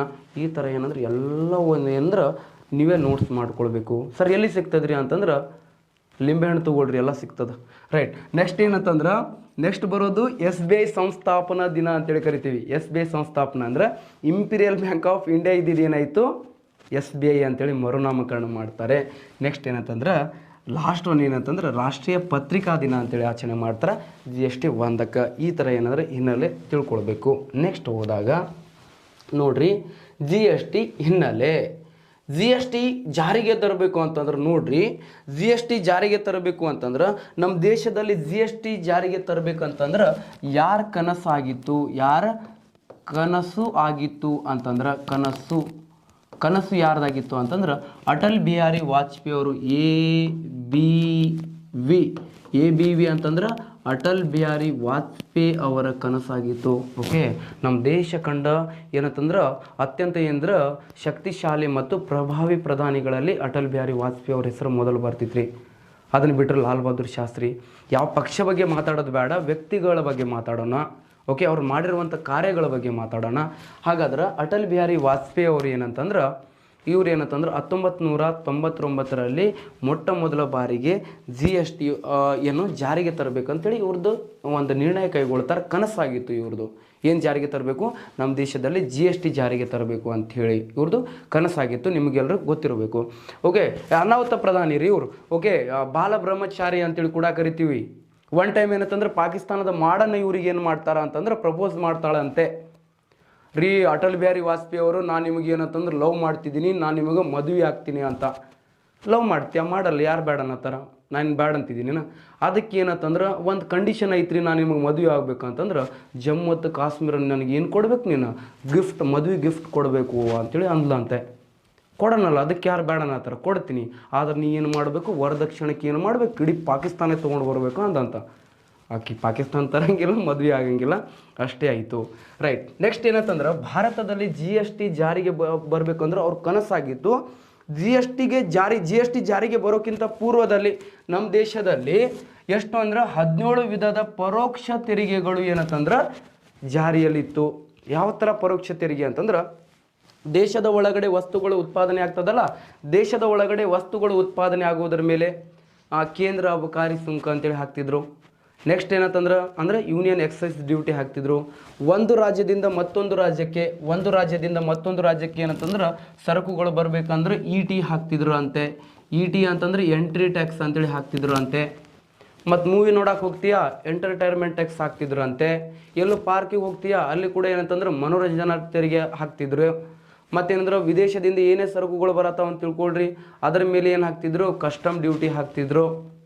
ಓಕೆ, ಇದೇ ಥರ ಏನಂದ್ರೆ ಮತ್ತೆಲ್ಲ ಬ್ಯಾಂಕುಗಳು ಸರ್ವಿಸ್ ಕೊಡತ್ತಾವ, ಸರ್ವಿಸ್ ಟ್ಯಾಕ್ಸ್ ಹಾಕ್ತಿದ್ರು. ಶಿಕ್ಷಕರು ಸೇವೆ ಕೊಡತ್ತಿದ್ರು, ಸರ್ವಿಸ್ ಟ್ಯಾಕ್ಸ್ ಹಾಕ್ತಿದ್ರು. ಒಂದೊಂದು ರಾಜ್ಯ ಒಳಗೆ ಇಡೀ ಅಖಂಡ ಭಾರತ ಒಳಗೆ ನೋಡಿದಾಗ ಒಂದೊಂದು ರಾಜ್ಯ ಒಳಗೆ ಏನಂತಂದ್ರೆ ಒಂದೊಂದು ವಿಧದ ಏನಿದ್ದು ತೆರಿಗೆಗಳು ಇದ್ದವು ಅಂತ. ಇಡೀ ನಮ್ಮ ಭಾರತ ದೇಶದಲ್ಲೇ ಏನಂತಂದ್ರೆ ಒಂದೊಂದು ರಾಜ್ಯ ಒಳಗೆ ಏನಂತಂದ್ರೆ ಏನಂದ್ರೆ ಇದನ್ನು ಅಖಂಡ ಭಾರತ ಅಂತ ಕರೀತಾರೆ. ಒಂದೊಂದು ರಾಜ್ಯ ಒಳಗೆ ಒಂದೊಂದು ವಿಧದ ತೆರಿಗೆಗಳು ಇದ್ದವು ಅಂತೆ. ರಾಜ್ಯಕ್ಕೆ ಒಂದೊಂದು ಥರ ತೆರಿಗೆ ಅಂತಂದ್ರೆ ವಿದೇಶಿ ಕಂಪ್ನಿಗಳು ಯಾವುದರ ಒಂದು ರಾಜ್ಯಕ್ಕೆ ಬರ್ಬೇಕಂದ್ರೆ ಏನೈತಪ್ಪ ಭಾರತ ಇದು, 100 ಲಪಡ ಅದಾವಲ್ಲ, ಒಂದೊಂದು ರಾಜ್ಯಕ್ಕೆ ಒಂದೊಂದು ಟ್ಯಾಕ್ಸ್ ರೇಟ್ ಅದಾವಲ್ಲ. ಅದಕ್ಕೆ ಏನಂತಂದ್ರೆ ಬೇಡ, ಎಲ್ಲ ತೆರಿಗೆಗಳನ್ನು 17 ವಿಧದ ಇಂಡೈರೆಕ್ಟ್ ಟ್ಯಾಕ್ಸ್ ಎಲ್ಲವನ್ನು ಒಂದುಗೂಡಿಸಿ ಪ್ಲಸ್ ಏನಂತಂದ್ರೆ 23 ವಿಧದ ಏನಂದ್ರೆ ಸೆಸ್ ಇದ್ದವು ರೀ. ಸೆಸ್ ಅಂತಂದ್ರೆ ತೆರಿಗೆ ಮೇಲೆ ತೆರಿಗೆ ವಿಧಿಸುವುದನ್ನು ಸೆಸ್ ಅಂತ ಕರೀತಾರೆ ಸ್ನೇಹಿತರೆ. ನೋಡ್ರಿ, ಟ್ಯಾಕ್ಸ್ ಮತ್ತು ಸೆಸ್ಸಿಗೆ ಸ್ವಲ್ಪ ವ್ಯತ್ಯಾಸ ಇದೆ, ಈಟೇ ವ್ಯತ್ಯಾಸ ಇರುವಂಥದ್ದು. ನೋಡ್ರಿ, ಟ್ಯಾಕ್ಸ್ ಅಂದ್ರೆ ಯಾವುದೇ ಒಂದು ದೇಶವು ಏನಂದ್ರೆ ಟ್ಯಾಕ್ಸಿಂದ ಸಂಗ್ರಹಿಸಿದ ದುಡ್ಡನ್ನು ಎಲ್ಲಿ ಬೇಕಾದರೂ ಇನ್ವೆಸ್ಟ್ಮೆಂಟ್ ಮಾಡಬಹುದು, ಖರ್ಚು ಮಾಡಬಹುದು, ದೇಶದ ಕಲ್ಯಾಣಕ್ಕಾಗಿ ಖರ್ಚು ಮಾಡಬಹುದು. ಬಟ್ ಸೆಸ್ ಅಂದ್ರೆ ತೆರಿಗೆ ಮೇಲೆ ತೆರಿಗೆ, ಚಕ್ರ ಬಡ್ಡಿ ಹಂಗೆ ಹಾಕ್ತಾರಲ್ಲ, ತೆರಿಗೆ ಮೇಲೆ ತೆರಿಗೆ ಹಾಕ್ತಿದ್ರಲ್ಲ, ಸೆಸ್ ಮೇಲೆ ಏನಂತಂದ್ರೆ ಸೆಸ್ಸಿಂದ ಸಂಗ್ರಹವಾಗಿರುವಂಥ ತೆರಿಗೆ ಏನಂದ್ರೆ ಪರ್ಟಿಕ್ಯುಲರ್ ಆಗಿ ಏನಂತಂದ್ರೆ ಯಾವ ಕ್ಷೇತ್ರದಿಂದ ಕಲೆಕ್ಟ್ ಮಾಡಿರ್ತಾರಲ್ಲ, ಅಂದ್ರೆ ಶಿಕ್ಷಣದ ಮೇಲೆ ಸೆಸ್ ಹಾಕತ್ತಾರ ಅಂತ ತಿಳ್ಕೊಳ್ರಿ. ಶಿಕ್ಷಣ ಕ್ಷೇತ್ರಕ್ಕೆ ಖರ್ಚು ಮಾಡಬೇಕು. ಸರ್, ಶಿಕ್ಷಣ ಕ್ಷೇತ್ರ ಖರ್ಚು ಮಾಡಲಿಲ್ಲ ಅಂತಂದ್ರೆ ಹಣಕಾಸು ಸಚಿವರು ಬಜೆಟಲ್ಲಿ ಯಾವ ಕ್ಷೇತ್ರದ ಮೇಲೆ ಇನ್ವೆಸ್ಟ್ಮೆಂಟ್ ಮಾಡಬೇಕಂತೇಳಿ ಅವರೇ ಮೊದಲೇ ಡಿಸೈಡ್ ಮಾಡ್ತಾರೆ. ಅದೇ ಕ್ಷೇತ್ರಕ್ಕೆ ಏನಂದ್ರೆ ಖರ್ಚು ಮಾಡಬೇಕಾಗ್ತದೆ ಸೆಸ್ಸಿಂದ ಬಂದಿರುವಂಥ ದುಡ್ಡನ್ನು. ಓಕೆ, ನೆಕ್ಸ್ಟ್ ನಮ್ಮ ಮೇಲೆ ಸರ್ ಚಾರ್ಜ್ ಅಂತೇಳಿ ಕೂಡ ಹಾಕ್ತಾರೆ. ಸರ್ ಚಾರ್ಜ್ ಅಂತಂದ್ರೆ ಶ್ರೀಮಂತರ ಮೇಲೆ ಹಾಕುವಂಥ ತೆರಿಗೆ ಅಂತ ಕರಿತೀವಿ ಅದನ್ನು. ಯಾವುದು? ಸರ್ ಚಾರ್ಜ್ ಅಂತೇಳಿ. ಯಾವ ಚಾರ್ಜ್? ಸರ್ ಚಾರ್ಜ್ ಅಂತೇಳಿ. ಸರ್ ಚಾರ್ಜ್ ಅಂತಂದ್ರೆ ಶ್ರೀಮಂತರ ಮೇಲೆ ವಿಧಿಸುವ ತೆರಿಗೆ ಆಗಿದೆ ಇದು. ಓಕೆ, ಇದೊಂದು ನೆನಪಿಟ್ಕೊಳ್ಬೇಕು. ಶ್ರೀಮಂತರ ಮೇಲೆ ವಿಧಿಸುವಂಥ ಹೆಚ್ಚುವರಿ ತೆರಿಗೆ, ಟ್ಯಾಕ್ಸ್ ಕಟ್ಟಬೇಕು. ಅದ್ರ ಮೇಲೆ ಈಗ ಏನಂದ್ರೆ ನಾನು ನಿಮಗೆ ಟ್ಯಾಕ್ಸ್ ಲಾಭ ಹೇಳಿದೆ, ನಾನು ನಿಮಗೆ ಮೋರ್ ದೆನ್ ಏನಂತಂದ್ರೆ 15 ಲ್ಯಾಕ್ ಇದ್ರೆ 30% ಟ್ಯಾಕ್ಸ್ ಹಾಕ್ಬೇಕಂದ್ರೆ 30% ಕಟ್ಟಿದ ನಂತರ ಏನಂತಂದ್ರೆ ಶ್ರೀಮಂತರ ಮೇಲೆ ಹೆಚ್ಚುವರಿ ಟ್ಯಾಕ್ಸ್ ಹಾಕೋದು. Okay, right. ನೆಕ್ಸ್ಟ್ ಏನಂತಂದ್ರೆ ನಿಮ್ಗೆ ಗೊತ್ತಿರಬೇಕು, ಸೆಸ್ ಅಂದರೆ ತೆರಿಗೆ ಮೇಲೆ ತೆರಿಗೆ ವಿಧಿಸುವುದಾಗಿದೆ. ಟ್ಯಾಕ್ಸ್ ಆನ್ ಟ್ಯಾಕ್ಸ್ ಅಂತ ಕರಿತೀವಿ, ಟ್ಯಾಕ್ಸ್ ಆನ್ ಟ್ಯಾಕ್ಸ್ ಅಂತೇಳಿ ಕರೀತಾರೆ. ನೋಡ್ರಿ, GSTಯ ಒಂದು ಥೀಮ್ ಆಗಿದೆ ಸ್ನೇಹಿತರೆ. ಏನಾಗಿರ್ಬೋದು ಥೀಮ್? ಯಾವ ಥೀಮ್ನೊಂದಿಗೆ ಸ್ಥಾಪನೆ ಮಾಡಿದ್ರು ಅಂದ್ರೆ ಇಷ್ಟೆಲ್ಲ ಟ್ಯಾಕ್ಸನ್ನು ಒಂದುಗೂಡಿಸಿ ವಿಲೀನಗೊಳಿಸಿ ಒಂದು ದೇಶಕ್ಕೆ ಒಂದು ತೆರಿಗೆ ತರಬೇಕಂತೇಳಿ ಒಂದು ಘೋಷವಾಕ್ಯ ಥೀಮ್ನೊಂದಿಗೆ, ಒನ್ ನೇಷನ್ ಒನ್ ಟ್ಯಾಕ್ಸ್ ಒಂದು ಮಾರ್ಕೆಟ್. ಓಕೆ, ಘೋಷವಾಕ್ಯ ಏನಾಗಿದೆಯಪ್ಪ ಅಂತ ಕೇಳಿದ್ರೆ ಒಂದು ದೇಶ ಒಂದು ತೆರಿಗೆ ಒಂದು ಮಾರುಕಟ್ಟೆ ಅನ್ನೋದು ಏನಂತಂದ್ರೆ ಇದರ ಘೋಷವಾಕ್ಯ ಆಗಿದೆ. ಓಕೆ, ಎಲ್ಲ ಇಷ್ಟೆಲ್ಲ ಪರೋಕ್ಷ ತೆರಿಗೆಯನ್ನು ಏನು ಮಾಡೋದು? ವಿಲೀನಗೊಳಿಸಿ ಒನ್ ಟ್ಯಾಕ್ಸ್ ಅನ್ನಾಗಿ ಮಾಡೋದು. ನೆಕ್ಸ್ಟ್, ಗ್ರಾಹಕನೇ ರಾಜ. ಇದರ ಏನು ತತ್ವ ಅದ ರೀ? ಒಂದು ಪ್ರಿನ್ಸಿಪಲ್ ಅದ ರೀ. GSTಯ ಒಂದು ಪ್ರಿನ್ಸಿಪಲ್ ಅದ. ಏನಿರಬಹುದು ಪ್ರಿನ್ಸಿಪಲ್ ಅಂತಂದ್ರೆ ಗ್ರಾಹಕನೇ ರಾಜ, ಕನ್ಸ್ಯೂಮರ್ ಇಸ್ ಕಿಂಗ್. ಸರಿ, ಹೆಂಗ್ರಿ ಕನ್ಸ್ಯೂಮರ್ ಇಸ್ ಕಿಂಗ್? ನೋಡ್ರಿ, ಬಹಳಷ್ಟು ಮಂದಿ ಅಂದ್ರೆ GST ಯಾವ ಥರ ಅನ್ನೋದು ಏನಂತಂದ್ರೆ ತಿಳಿಸ್ಕೊಡೋದ್ರಲ್ಲಿ ವಿಫಲ ಆಗಿದ್ದಾರೆ ಮತ್ತು ತಿಳ್ಕೊಳ್ಳೋದ್ರಲ್ಲಿ ಕೂಡ ವಿಫಲವಾಗಿದ್ದಾರೆ. ಆತರ ಬುಕ್ಕಲ್ಲಿ ಅಂತೂ ದೇವರಾಣಿಗೆ ಸಿಗಂಗಿಲ್ಲ ನಿಮಗಿದು. ಅದ್ರ ಒಂದು ಎಕ್ಸಾಂಪಲ್ ಹೇಳ್ತೀನಿ ನಾನು ತಿಳ್ಕೊಂಡಿರೋ ಹಾಗೆ. GST ಜಾರಿಗೆ ಬರೋಕ್ಕಿಂತ ಯಾವ ಥರ ಟ್ಯಾಕ್ಸ್ ಇತ್ತು ಮತ್ತು ಗ್ರಾಹಕನೇ ಯಾಕೆ ರಾಜ್ಯ ಅನ್ನಿಸ್ಕೊಂಡ ಅಂತೇಳಿ ಒಂದು ಸಿಂಪಲ್ ಒಂದು ಎಕ್ಸಾಂಪಲ್ ಹೇಳೋದ್ರ ಮೂಲಕ ಹೇಳ್ತೀನಿ ನಿಮಗೆ. ನೋಡ್ರಿ, ಗ್ರಾಹಕನೇ ರಾಜ್ಯ ಅಂತೇಳಿ ಯಾಕೆ ಅನ್ನಿಸ್ಕೊಂಡಾರಿ ಅಂತೇಳಿ ಕೇಳಿದ್ರೆ ನೋಡ್ಬೇಕಿಲ್ಲಿ ಕರೆಕ್ಟಾಗಿ. ಇಲ್ಲಿ ನೋಡ್ರಿ, ಇಲ್ಲಿ ಯಾರಂತಂದ್ರೆ ಪ್ರೊಡ್ಯೂಸರ್. ಓಕೆ, ನೋಡ್ರಿ, ಇಲ್ಲಿ ಏನಂತಂದ್ರೆ ಪ್ರೊಡ್ಯೂಸರ್ ಅಂತೇಳಿ ಇರ್ತಾನೆ. ಯಾರಿರ್ತಾನೆ? ಪ್ರೊಡ್ಯೂಸರ್ ಅಂತೇಳಿ ಇರ್ತಾನೆ. ರೈಟ್, ಇಲ್ಲಿ ಪ್ರೊಡ್ಯೂಸರ್ ಉತ್ಪಾದಕರ. ಇವನು ಯಾರು? ಉತ್ಪಾದಕ. ಓಕೆ, ಈಗೇನಂದ್ರೆ ನಾವು ಏನು ನೋಡೋಣ? ಬಿಫೋರ್ GST ನೋಡೋಣ. ಬಿಫೋರ್ GST, BGST ಅಂತಂದ್ರೆ GST ಜಾರಿಗೆ ಬರೋಕ್ಕಿಂತ ಪೂರ್ವದಲ್ಲಿ ಯಾವ ವಿಧದಲ್ಲಿ ಟ್ಯಾಕ್ಸ್ಗಳು ಇದ್ದವು ನಾವು ನಮ್ಮ ದೇಶದಲ್ಲಿ ಯಾವ ಥರ ಟ್ಯಾಕ್ಸ್ ಇತ್ತು ಅಂತ ನೋಡ್ರಿ. ಯಾವುದೇ ಒಬ್ಬ ಪ್ರೊಡ್ಯೂಸರ್ ಇರ್ತಾನಲ್ಲ, ಉತ್ಪಾದಕ ಇರ್ತಾನಲ್ಲ, ಯಾವುದೇ ಒಂದು ವಸ್ತುನ ಉತ್ಪಾದನೆ ಮಾಡತ್ತಾನ ಅಂದ್ರೆ ಒಂದು ಎಕ್ಸಾಂಪಲ್ ತೊಗೊಳ್ತೀನಿ ನೋಡ್ರಿ. ಇಲ್ಲಿ ಒಬ್ಬ ವ್ಯಕ್ತಿ ಏನಂತಂದ್ರೆ 50 ರೂಪಾಯಿದು ಏನಂತಂದ್ರೆ ರಾ ಮೆಟೀರಿಯಲ್ಸ್ ತೊಗೊಂಡರಿ. ಓಕೆ, ರಾ ಮೆಟೀರಿಯಲ್ಸ್ ಎಷ್ಟು ರೂಪಾಯಿ ತೊಗೊಂಡ? 50 ರೂಪಾಯಿದೆ ಅಂದ್ರೆ ಕಚ್ಚಾ ಸರಕುಗಳನ್ನು ತೊಗೊಂಡ. ಪ್ಲಸ್ ಅದಕ್ಕೆ ಏನಂದ್ರೆ 50 ರೂಪಾಯಿ ಏನಂತಂದ್ರೆ ತನ್ನ ಲಾಭವನ್ನು ಸೇರಿಸಿದ. ಎಷ್ಟು? 50 ರೂಪಾಯಿ ಏನು ಮಾಡಿದ? ತನ್ನ ಲಾಭವನ್ನು ಸೇರಿಸಿದ. ಪ್ಲಸ್ 10% ಏನು ಹಾಕಿದ್ದಾರೆ? ಟ್ಯಾಕ್ಸನ್ನು ಹಾಕಿದ ಅಂತ ತಿಳ್ಕೊಳ್ರಿ. 50 ರೂಪಾಯಿ ಕಚ್ಚಾ ಸರಕು ತೊಗೊಂಡ, 50 ರೂಪಾಯಿ ತನ್ನ ಲಾಭ ಸೇರಿಸಿದ, ಪ್ಲಸ್ 10% ಏನು ಹಾಕಿದ್ದಾರೆ? ಟ್ಯಾಕ್ಸನ್ನು ಹಾಕಿದ. ನೋಡ್ರಿ ಅವಾಗ ಏನಾಗ್ತದೆ ನೋಡ್ರಿ, ಇಲ್ಲಿ ಕರೆಕ್ಟ್ ನೋಡಬೇಕು. 50 + 50 ಎಷ್ಟಾಯಿತು? 100 ರೂಪಾಯಿ ಐತ್ರಿ. 100 ರೂಪಾಯಿ ಆಯ್ತಾ? 100 ರೂಪಾಯಿ ಮೇಲೆ 10% ಟ್ಯಾಕ್ಸ್ ಹಾಕಿದರೆ ಎಷ್ಟಾಗ್ತದೆ? 110. ಈ ಪ್ರೊಡ್ಯೂಸರ್ ನಂತರ ವಸ್ತುಗಳನ್ನು ಯಾರು ತಗೊಳ್ತಾರ? ಹೋಲ್ಸೇಲರ್ ತಗೊಳ್ತಾರೆ. ಯಾರು ತಗೊಳ್ತಾರೆ? ಹೋಲ್ಸೇಲರ್ ತಗೊಳ್ತಾರೆ. ಪ್ರೊಡ್ಯೂಸರ್ ನಂತರ ಯಾರು ತಗೊಳ್ತಾರ? ಹೋಲ್ಸೇಲರ್. ಈ ಎಷ್ಟೈತ್ರಿ ಇದಕ್ಕಂತ ಕೇಳಿದ್ರೆ 100 ರೂಪಾಯಿಗೆ 10% ಟ್ಯಾಕ್ಸ್ ಅಂದ್ರೆ 110 ರೂಪಾಯಿ ಆಗ್ತದ್ರಿ. ಇದು ಎಷ್ಟಾಗ್ತದ? 110 ರೂಪಾಯಿ. ಈ ಹೋಲ್ಸೇಲರ್ ಈ ವಸ್ತುನ ಎಷ್ಟಕ್ಕೆ ತೊಗೊಂಡ? 110 ರೂಪಾಯಿಗೆ ತೊಗೊಳ್ತಾನೆ ಸ್ನೇಹಿತರೆ. 110ಕ್ಕೆ ತೊಗೊಂಡ, ಪ್ಲಸ್ ಏನು ಮಾಡಿದ? 10 ರೂಪಾಯಿ ತನ್ನ ಲಾಭವನ್ನು ಸೇರಿಸಿದ, ಪ್ಲಸ್ ಏನು ಮಾಡಿದ? 10% ಏನು ಹಾಕಿದ? ಟ್ಯಾಕ್ಸ್ ಹಾಕಿದ. ಓಕೆ, 10% ಟ್ಯಾಕ್ಸ್ ಹಾಕ್ತಾನ. ಅವಾಗ ನೋಡ್ರಿ ಹೋಲ್ಸೇಲರಿಂದ ಯಾರು ತಗೊಳ್ತಾರ? ರಿಟೇಲರ್ ತಗೊಳ್ತಾರೆ. ರಿಟೇಲರ್ ತಗೊಳ್ತಾರೆ. ಈ 110 ರೂಪಾಯಿ ಪ್ಲಸ್ 10 ರೂಪಾಯಿ ಎಷ್ಟಾಗ್ತದೆ? 120 ರೂಪಾಯಿ ಆಗ್ತದೆ. 120 ರೂಪಾಯಿಗೆ 10% ಟ್ಯಾಕ್ಸ್ ಅಂತಂದ್ರೆ ಎಷ್ಟಾಗ್ತದೆ? 12 ರೂಪೀಸ್ ಆಗುತ್ತೆ. ಹಾಗಾದ್ರೆ ಇದು ಏನಂತಂದ್ರೆ 132 ರೂಪಾಯಿ ಆಯಿತು. 132 ರೂಪೀಸ್ ಆಯಿತು. 132 ರೂಪೀಸಿಗೆ ಯಾರು ತೊಗೊಂಡ? ರಿಟೇಲರ್ ತೊಗೊಂಡ. ರಿಟೇಲರ್ 132 ರೂಪೀಸಿಗೆ ತೊಗೊಂಡ, ಪ್ಲಸ್ 10% ತನ್ನ ಲಾಭವನ್ನು ಸೇರಿಸಿದ, 10 ರೂಪೀಸ್ ಲಾಭವನ್ನು ಸೇರಿಸಿದ, ಪ್ಲಸ್ 10% ಏನು ಹಾಕಿದ? ಟ್ಯಾಕ್ಸ್ ಹಾಕಿದ. ಏನು ಹಾಕಿದ? ಟ್ಯಾಕ್ಸ್ ಹಾಕಿದ ಅಂತ ತಿಳ್ಕೊಳ್ರಿ. ಓಕೆ, 10% ಏನು ಹಾಕಿದ? ಟ್ಯಾಕ್ಸ್ ಹಾಕಿದ ಅಂತೇಳಿ ತಿಳ್ಕೊಳ್ರಿ. 132 ಪ್ಲಸ್ 10 ಎಷ್ಟಾಯಿತು? 142 ಆಗ್ತದೆ. 142 10% ಟ್ಯಾಕ್ಸ್ ಅಂತಂದ್ರೆ ಎಷ್ಟಾಗ್ತದೆ? 156.2 ರೂಪಾಯಿ ಆಗ್ತದೆ. ಇದು ಅಂತಿಮವಾಗಿ ಏನಂತಂದ್ರೆ ಕನ್ಸ್ಯೂಮರ್ಗಳಿಗೆ ಸಿಕ್ಕಿರುವಂಥ ಮೌಲ್ಯ. ಇದು ಯಾವಾಗ ಅಂತಂದ್ರೆ ಬಿಫೋರ್ ಏನಂತಂದ್ರೆ GST. ಈ ಥರ ಏನಂತಂದ್ರೆ ರಾ ಮೆಟೀರಿಯಲ್ ಪ್ರತಿಯೊಂದು ಹಂತದ ಮೇಲೆ ಹಾಕ್ತಿದ್ರು, ಕಚ್ಚಾ ವಸ್ತುಗಳ ಮೇಲೆ ಮತ್ತು ಈ ಉತ್ಪಾದಕರ ಲಾಭದ ಮೇಲೆ ಕೂಡ ಏನಾರ ಟ್ಯಾಕ್ಸ್ ಹಾಕ್ತಿದ್ರು. ಈ ಥರ ಟ್ಯಾಕ್ಸ್ ಹಾಕೋದನ್ನು ಏನಂತ ಕರಿತಿದ್ರು ಅಂತಂದ್ರೆ ಕಾಸ್ಟ್ ಕಡಿಂಗ್ ಎಫೆಕ್ಟ್ ಅಂತೇಳಿ ಕರಿತಿದ್ರು. ಏನಂತೇಳಿ ಕರಿತಿದ್ರು? ಕಾಸ್ಟ್ ಕಡಿಂಗ್ ಎಫೆಕ್ಟ್ ಅಂತೇಳಿ ಕರಿತಿದ್ರು. ಮೊದಲಿತ್ತು ಇದು, ಬಿಫೋರ್ GST ಇತ್ತು. ಈಗ GST ಜಾರಿಗೆ ಬಂದ ನಂತರ ಆಫ್ಟರ್ GST ಏನೇನಿದೆ ರೀ? After GST ಏನಿದೆಪ್ಪ? ಆಫ್ಟರ್ GST ಯಾವ್ಯಾವ ಥರ ಟ್ಯಾಕ್ಸಲ್ಲಿ ಬದಲಾವಣೆ ಆಗಿದೆ ನೋಡೋಣ. ಗ್ರಾಹಕನೇ ರಾಜ್ಯ ಹೆಂಗಂದ, ಕನ್ಸ್ಯೂಮರ್ ಸ್ಕಿಂಗ್ ಹೆಂಗದ ಅಂತ ನೋಡ್ರಿ. ಸೇಮ್ 50 ರೂಪಾಯಿದು ಏನಂದ್ರೆ ರಾ ಮೆಟೀರಿಯಲ್ಸ್ ತೊಗೊಂಡ. ಯಾರು? ಉತ್ಪಾದಕ. ಏನು ಉತ್ಪಾದನೆ ಮಾಡತ್ತಾರ ಅಂತಂದ್ರೆ ಈ ವಾಚನ ಉತ್ಪಾದನೆ ಮಾಡತ್ತಾರ. 100 ರೂಪಾಯಿಗೆ ಸಿಗಂಗಿಲ್ಲ ಈ ವಾಚ. 3 ಕೋಟಿದು ಐತಿದು. ಎಷ್ಟು ಕೋಟಿದು ಐತಿ? 3 ಕೋಟಿದು ವಾಚ ಐತಿದು. ನೆಕ್ಸ್ಟ್ ಏನಂದ್ರೆ 50 ರೂಪಾಯಿಗೆ ತೊಗೊಂಡ. 50ಕ್ಕೆ ತೊಗೊಂಡು ಏನು ಮಾಡಿದ? 50% ಏನು ಮಾಡಿದ? ತನ್ನ ಲಾಭವನ್ನು ಸೇರಿಸಿದ. ಎಷ್ಟು ಪರ್ಸೆಂಟ್? 50% ಲಾಭವನ್ನು ಸೇರಿಸಿದ. ಪ್ಲಸ್ ಏನಂತಂದ್ರೆ ಅದರ ಮೇಲೆ 10% ಏನು ಹಾಕಿದ? ಟ್ಯಾಕ್ಸ್ ಹಾಕಿದ ಸ್ನೇಹಿತರೆ. 50 ಎಷ್ಟಾಯಿತು? 100 ಆಯಿತು. ಬಟ್ ಇಲ್ಲಿ ಟ್ಯಾಕ್ಸ್ ಏನಂದ್ರೆ ನಾವು ಏನಂತಂದ್ರೆ ಅವ್ನು ಲಾಭದ ಮೇಲೆ ಅಷ್ಟೇ ಹಾಕ್ತೀವಿ. ನೀ ರಾ ಮೆಟೀರಿಯಲ್ಸ್ ಏನಾರ ತೊಗೊಳಪ್ಪ, ನಮಗೆ ಸಂಬಂಧ ಇಲ್ಲ. ಅದು ರಾ ಮೆಟೀರಿಯಲ್ಸ್ ಏನಾರ ತೊಗೋ, ನಮಗೆ ಸಂಬಂಧ ಇಲ್ಲ. ನಾವು ಹಾಕ್ತೀವಿ ಓನ್ಲಿ ಏನಂತಂದ್ರೆ ನಿಂದ ಪ್ರಾಫಿಟ್ ಮೇಲೆ ಮಾತ್ರ ಟ್ಯಾಕ್ಸ್ ಹಾಕ್ತೀವಿ. 50 + 50 100 ಆಯಿತು. ಈ 50ಕ್ಕೆ 10% ಟ್ಯಾಕ್ಸ್ ಅಂದ್ರೆ 5 ರೂಪಾಯಿ ಆಗ್ತದೆ ಸ್ನೇಹಿತರೆ. ಅಂದ್ರೆ 105 ರೂಪಾಯಿ ಆಗ್ತದ. 105 ರೂಪಾಯಿಗೆ ಯಾರು ತಗೊಂಡ ಅಂತಂದ್ರೆ ಉತ್ಪಾದಕ ಯಾರಿಗೆ ಕೊಟ್ಟ? ಈ ಹೋಲ್ಸೇಲರ್ಗೆ ಮಾರಿದ. ಹೋಲ್ಸೇಲರ್ 105 ರೂಪಾಯಿಗೆ ತಗೊಂಡ, ಪ್ಲಸ್ ಏನಂದ್ರೆ 10% ತನ್ನ ಪ್ರಾಫಿಟನ್ನು ಆ್ಯಡ್ ಮಾಡಿದ, ಪ್ಲಸ್ ಏನಂದ್ರೆ 10% ಏನಂದ್ರೆ ಟ್ಯಾಕ್ಸ್ ಹಾಕಿದ. ನೋಡ್ರಿ 105 + 10 ಎಷ್ಟಾಯಿತು? 115 ಆಯಿತು.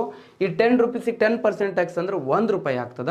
ಹಂಗಾದ್ರೆ 116 ರೂಪಾಯಿ ಆಯ್ತು. ಇದಕ್ಕೆ ಎಷ್ಟು ರೂಪಾಯಿ ಆಯಿತು? 115 1 ರೂಪಾಯಿ ಟ್ಯಾಕ್ಸ್ ಅಂದ್ರೆ 116. ಈ ರಿಟೇಲರ್ 116 ರೂಪಾಯಿಗೆ ತೊಗೊಂಡ, ಪ್ಲಸ್ 10% ಏನು ಹಾಕಿದ? 10 ರೂಪೀಸ್ ತನ್ನ ಪ್ರಾಫಿಟನ್ನು ಆ್ಯಡ್ ಮಾಡಿದ, ಪ್ಲಸ್ ಏನಂದ್ರೆ 10% ಟ್ಯಾಕ್ಸ್ ಹಾಕಿದ. 116 ಪ್ಲಸ್ ಎಷ್ಟು? 10 126. 10 ರೂಪೀಸಿಗೆ 10% ಅಂದ್ರೆ 1 ರೂಪೀಸ್ ಆಗ್ತದೆ. 127 ರೂಪೀಸಿಗೆ ಏನಂದ್ರೆ ಅಂತಿಮವಾಗಿ ಗ್ರಾಹಕನಿಗೆ ಏನಂದ್ರೆ ಒಂದು ವಸ್ತು ಸಿಗ್ತದ. ನೋಡ್ರಿ, ಬಿಫೋರ್ GST ಅದೇ ಗೂಡ್ಸ್ ತೊಗೊಳ್ಬೇಕು ಅಂತಂದ್ರೆ ಎಷ್ಟು? 156 ರೂಪೀಸ್ ಏನಂತಂದ್ರೆ ಕನ್ಸ್ಯೂಮರ್ ಪೇ ಮಾಡಬೇಕಾಗಿತ್ತು. ಆಫ್ಟರ್ ಜಿ ಎಸ್ ಟಿ ಎಷ್ಟಂದ್ರೆ 127 ರೂಪೀಸ್ ಪೇ ಮಾಡ್ತಿದ್ದಾನೆ. ಹಾಗಾದ್ರೆ ಯಾರಿಗೆ ಲಾಭ ಐತ್ರಿ? ಗ್ರಾಹಕನಿಗೆ ಏನಂದ್ರೆ ಪ್ರಾಫಿಟ್ ಆಗ್ತದ. ಸರ್ ಇಂಥ ಚಂದ ಸರ್ಕಾರಕ್ಕೆ ಏನಂತಂದ್ರೆ ಇನ್ಕಮ್ ಬರ್ತಿತ್ತು ಜಾಸ್ತಿ, ಸರ್ ಇದು ಕಡಿಮೆ ಮಾಡ್ಕೊಳ್ಳುವಂಥ ಅವಶ್ಯಕತೆ ಏನಿತ್ತು ರೀ ಸರ್, ಕೆರೆದು ಗಾಯ ಮಾಡ್ದಂಗೆ ಆತಲ್ರಿ ಅಂತೇಳಿ ನಿಮ್ಗೆ ಅನಿಸ್ಬೋದು.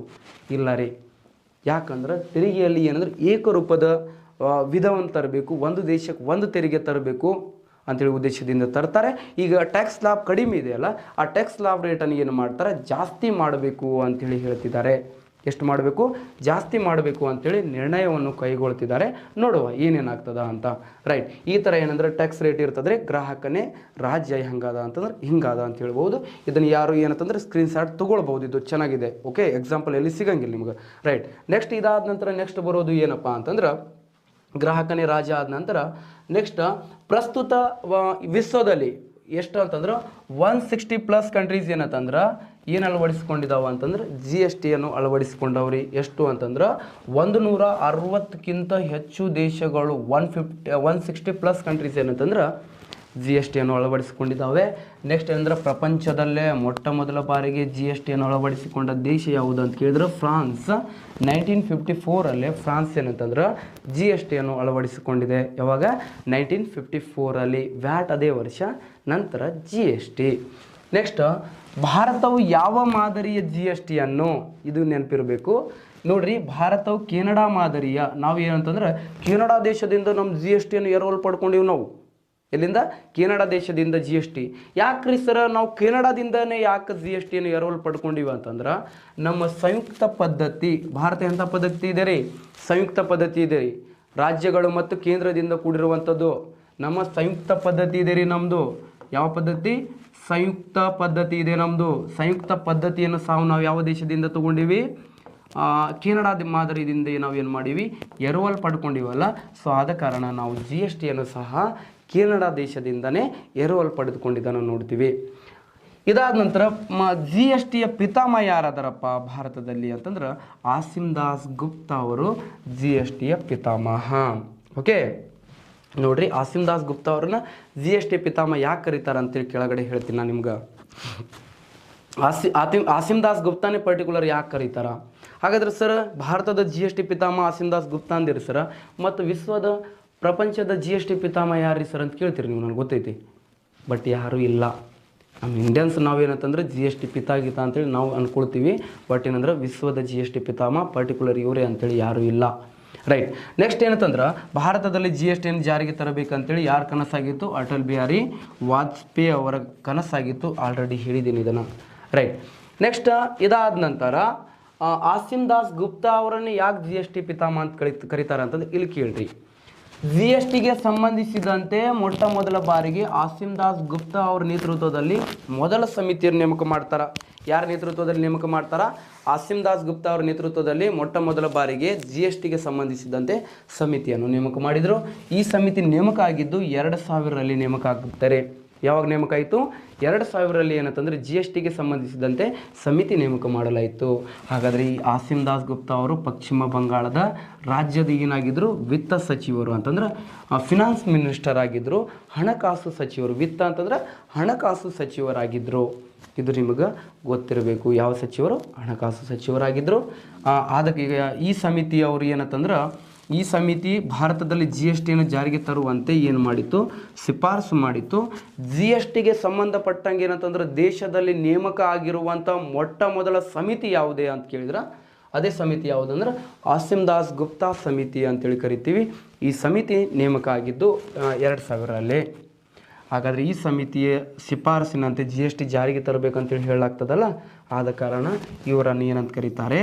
ಜಿ ಎಸ್ ಟಿಯ ಪಿತಾ ಅಂತೇಳಿ ಕರೀತಾರೆ, ಪಿತಾಮಹ ಅಂತೇಳಿ ಕರೀತಾರೆ. ಅಷ್ಟೇನಂದ್ರೆ ತಿಳ್ಕೊಳ್ಬೇಕು. Okay right. ಇದಾದ ನಂತರ ಜಿ ಎಸ್ ಟಿಗೆ ಸಂಬಂಧಿಸಿದಂತೆ ಮತ್ತೊಂದು ಸಮಿತಿಯನ್ನು ನೇಮಕ ಮಾಡ್ತಾರೆ. ಜಿ ಎಸ್ ಟಿಗೆ ಸಂಬಂಧಿಸಿದಂತೆ ಮತ್ತೊಂದು ಸಮಿತಿಯನ್ನು ನೇಮಕ ಮಾಡ್ತಾರೆ. ಅದೇ ಸಮಿತಿ ಯಾವುದಂದ್ರೆ ವಿಜಯ ಕೇಳ್ಕರ್ ಸಮಿತಿ. ಯಾವ ಸಮಿತಿ? ವಿಜಯ ಕೇಳ್ಕರ್ ಸಮಿತಿಯನ್ನು ನೇಮಕ ಮಾಡ್ತಾರೆ. ಹಾಗಾದ್ರೆ ಈ ಸಮಿತಿ ನೇಮಕ ಆಗಿದ್ದು 2003 ನೇಮಕ ಆಗುತ್ತೆ. 2003ರಲ್ಲಿ ಆಲ್ರೆಡಿ ಕ್ವಶನ್ ಕೇಳ್ಯಾರಿ. ವಿಜಯ್ ಕೇಳ್ಕರ್ ಸಮಿತಿ ಯಾವುದಕ್ಕೆ ಸಂಬಂಧಿಸಿದೆ?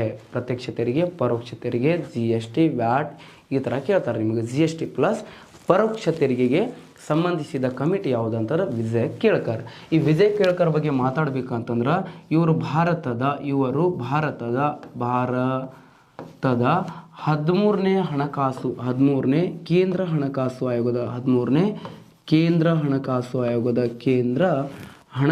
ಆಯೋಗದ ಅಧ್ಯಕ್ಷರಾಗಿದ್ದರು. ಹಣಕಾಸು ಆಯೋಗದ ಅಧ್ಯಕ್ಷರಾಗಿದ್ದರು. ಆಲ್ರೆಡಿ ನಿಮಗೆ ಗೊತ್ತಿರುವಂಥ ವಿಷಯ. ಓಕೆ, 2010ರಿಂದ 15ರವರೆಗೆ ಅವಧಿ ಇರ್ತದೆ 13ನೇ ಹಣಕಾಸು ಆಯೋಗದ. ಅಲ್ಲಿ ಏನಂತಂದ್ರೆ ಕೇಂದ್ರದಿಂದ ರಾಜ್ಯಗಳಿಗೆ ನೀಡುವಂಥ ತೆರಿಗೆ ಪಾಲು ಕೇವಲ 32ರಷ್ಟು ಇತ್ತು. 14ರಲ್ಲಿ 32ರಿಂದ 42ಕ್ಕೆ ಹೆಚ್ಚು ಮಾಡ್ತಾರೆ. 15ಕ್ಕೆ 42ರಿಂದ 41ಕ್ಕೆ ಇಳಿಸ್ತಾರೆ. ನೆನ್ಪಿಟ್ಕೊಳ್ಬೇಕು ಕೀ ಪಾಯಿಂಟ್ಸ್. ಓಕೆ, ಈ ಸಮಿತಿಯ ಶಿಫಾರಸಿನಂತೆ ನೋಡ್ರಿ ಸ್ನೇಹಿತರೆ, ಈ ಸಮಿತಿಯ ಶಿಫಾರಸಿನಂತೆ GSTಗೆ ಸಂಬಂಧಿಸಿದ 115ನೇ ಮಸೂದೆಯನ್ನು ಲೋಕಸಭೆಯಲ್ಲಿ ಮಂಡಿಸಲಾಯಿತು. ಲೋಕಸಭೆಯಲ್ಲಿ ನೋಡ್ರಿ ಸ್ನೇಹಿತರೆ, ಮೊದಲು ನೀವು ತಿಳ್ಕೊಳ್ಬೇಕು ಕರೆಕ್ಟಾ. GSTಗೆ ಸಂಬಂಧಪಟ್ಟಂಗೆ ಏನಂದ್ರೆ ಸಮಿತಿಗಳಲ್ಲಿ ನೋಡ್ಕೊಳ್ಬೇಕು. ಯಾವ ಥರ ಅಂತಂದ್ರೆ ಕೇಳಿದ್ರೆ GSTಗೆ ಸಂಬಂಧಪಟ್ಟಂಗೆ ತಿದ್ದುಪಡಿ ಮೊದಲೇನಂದ್ರೆ ಹಣಕಾಸಿನ ಮಸೂದೆ ಆಗಿತ್ತಿದ್ದು. ಆಮೇಲೆ ತಿದ್ದುಪಡಿ ಸಂಬಂಧಪಟ್ಟಂಗೆ ಏನಂದ್ರೆ ಒಂದು ಏನಂತ ಮಸೂದೆ ಆಗ್ಯದ. ಮಸೂದೆ ಅಂತಂದ್ರೆ ಇಂಗ್ಲೀಷ್ ಒಳಗೆ ಬಿಲ್ ಅಂತ ಕರಿತೀವಿ. ಇದಕ್ಕೆ ಬಿಲ್, ಯಾವುದೇ ಒಂದು ಬಿಲ್ ಹಣಕಾಸಿನ ಮಸೂದೆ ಇದ್ರೆ, ಮನಿ ಬಿಲ್ ಆಗಿದ್ರೆ ಮೊದಲು ಮಂಡಿಸಬೇಕು ಲೋಕಸಭೆಯಲ್ಲಿ, ಲೋವರ್ ಹೌಸಲ್ಲೇ ಮೊದಲು ಮಂಡಿಸಬೇಕು ಹಣಕಾಸಿನ ಮಸೂದೆ ಇದ್ರೆ. ನೆಕ್ಸ್ಟ್ ತಿದ್ದುಪಡಿಗೆ ಸಂಬಂಧಪಟ್ಟಂಗೆ ಏನಾದ್ರೆ ಮಸೂದೆ ಇದ್ರೆ, ಅಮೆಂಡ್ಮೆಂಟ್ ರಿಲೇಟೆಡ್ ಆಗಿರುವಂಥ ಬಿಲ್ ಆಗಿದ್ರೆ ಲೋಕಸಭೆಯಲ್ಲಿರೋ ಮಂಡಿಸ್ಕೋ ಅಥವಾ ರಾಜ್ಯಸಭೆಯಲ್ಲಿರೋ ಮಂಡಿಸ್ಕೋಬಹುದು. ಯಾವುದಾದ್ರೂ ಒಂದು ಸದನದಲ್ಲಿ ಮೊದಲು ಮಂಡಿಸಿದ್ರೆ ನಡೀತದ. ಇನ್ನು ಇದಾದ ನಂತರ ಸಾಮಾನ್ಯ ಮಸೂದೆ ಇದ್ರೆ, ಕಾಮನ್ ಬಿಲ್ ಇದ್ರೆ ಅದನ್ನು ಕೂಡ ಏನಂತಾರೆ ಎಲ್ಲಿ ಬೇಕಾದಲ್ಲೂ ಮಂಡಿಸ್ಬಹುದು. ಲೋಕಸಭೆಯಲ್ಲಿರೋ ಮಂಡಿಸ್ಕೋ ಅಥವಾ ರಾಜ್ಯಸಭೆಯಲ್ಲಿರೋ ಕೂಡ ಏನು ಮಾಡಬಹುದು, ಮಂಡಿಸ್ಕೊಳ್ಬಹುದು. ನೋಡ್ರಿ ಸ್ನೇಹಿತರೆ, ಹಾಗಾದ್ರೆ ಇದು ಏನಂದ್ರೆ ತಿದ್ದುಪಡಿಗೆ ಸಂಬಂಧಪಟ್ಟಂಗೆ ಮಸೂದೆ ಆಗಿತ್ತಲ್ಲ, ಲೋಕಸಭೆಯಲ್ಲಿ ಏನು ಮಾಡಿದ್ರು ಇದಕ್ಕೆ ಮಂಡಿಸಿದ್ರು. ಆದರೆ ಇದಕ್ಕೆ ಲೋಕಸಭೆಯಲ್ಲಿ ಬಹುಮತ ದೊರೆಯಲಿಲ್ಲ. 115ನೇ ಮಸೂದೆ ಏನಂತಂದ್ರೆ ಪಾಸ್ ಆಗಲಿಲ್ಲ GSTಗೆ ಸಂಬಂಧಪಟ್ಟಂಗೆ. ಯಾಕೆ ಸರ್ ಇದಕ್ಕೆ ಯಾಕೆ ಬಹುಮತ ಸಿಗಲಿಲ್ಲ ಅಂತ ಕೇಳಿದ್ರೆ 2014 ಒಳಗೆ ಏನಂತಂದ್ರೆ ನಮ್ಮಲ್ಲಿ UPA ಗೌರ್ಮೆಂಟ್ ಇತ್ತು ರೀ. UPA ಗೌರ್ಮೆಂಟ್ ಇದ್ದಾಗ BJP ಅವರು NDA ಗೌರ್ಮೆಂಟ್ದವ್ರು ಏನು ಮಾಡ್ತಾರೆ, ಇದನ್ನು ಅಪೋಸ್ ಮಾಡ್ತಾರೆ. ಯಾಕೆ ಅಪೋಸ್ ಮಾಡ್ತಾರೆ ಅಂತಂದ್ರೆ GST ಕನಸು ಯಾರ್ದಾಗಿತ್ತು? ಅಟಲ್ ಬಿಹಾರಿ ವಾಜಪೇಯಿ ಅವ್ರದ್ದಾಗಿತ್ತು. ಅಟಲ್ ಬಿಹಾರಿ ವಾಜಪೇಯಿ ಅವರು ಏನಂತಂದ್ರೆ NDA ಪಕ್ಷದವರು. ಸೊ ನಮ್ಮ ನಾಯಕರದ್ದು ಏನಂತಂದ್ರೆ ಕನಸಾಗಿತ್ತು, ಈಗ ಯಾಕೆ ಜಾರಿಗೆ ತರೋಣ ಅಂತೇಳಿ ಅದನ್ನು NDA ಗೌರ್ಮೆಂಟ್ದವ್ರು ಅಪೋಸ್ ಮಾಡಿ ಏನು ಮಾಡ್ತಾರೆ, ಬಹುಮತ ಸಿಗಂಗಿಲ್ಲ. ನೋಡ್ರಿ, ಬಹುಮತ ಸಿಗಲಿಲ್ಲ ಅಂದ್ರೆ ಮತ್ತೆ ನೆಕ್ಸ್ಟ್ ಏನು ಮಾಡಿದ್ರು ಅಂತಂದ್ರೆ GSTಗೆ ಸಂಬಂಧಿಸಿದಂತೆ 122ನೇ ಮಸೂದೆಯನ್ನು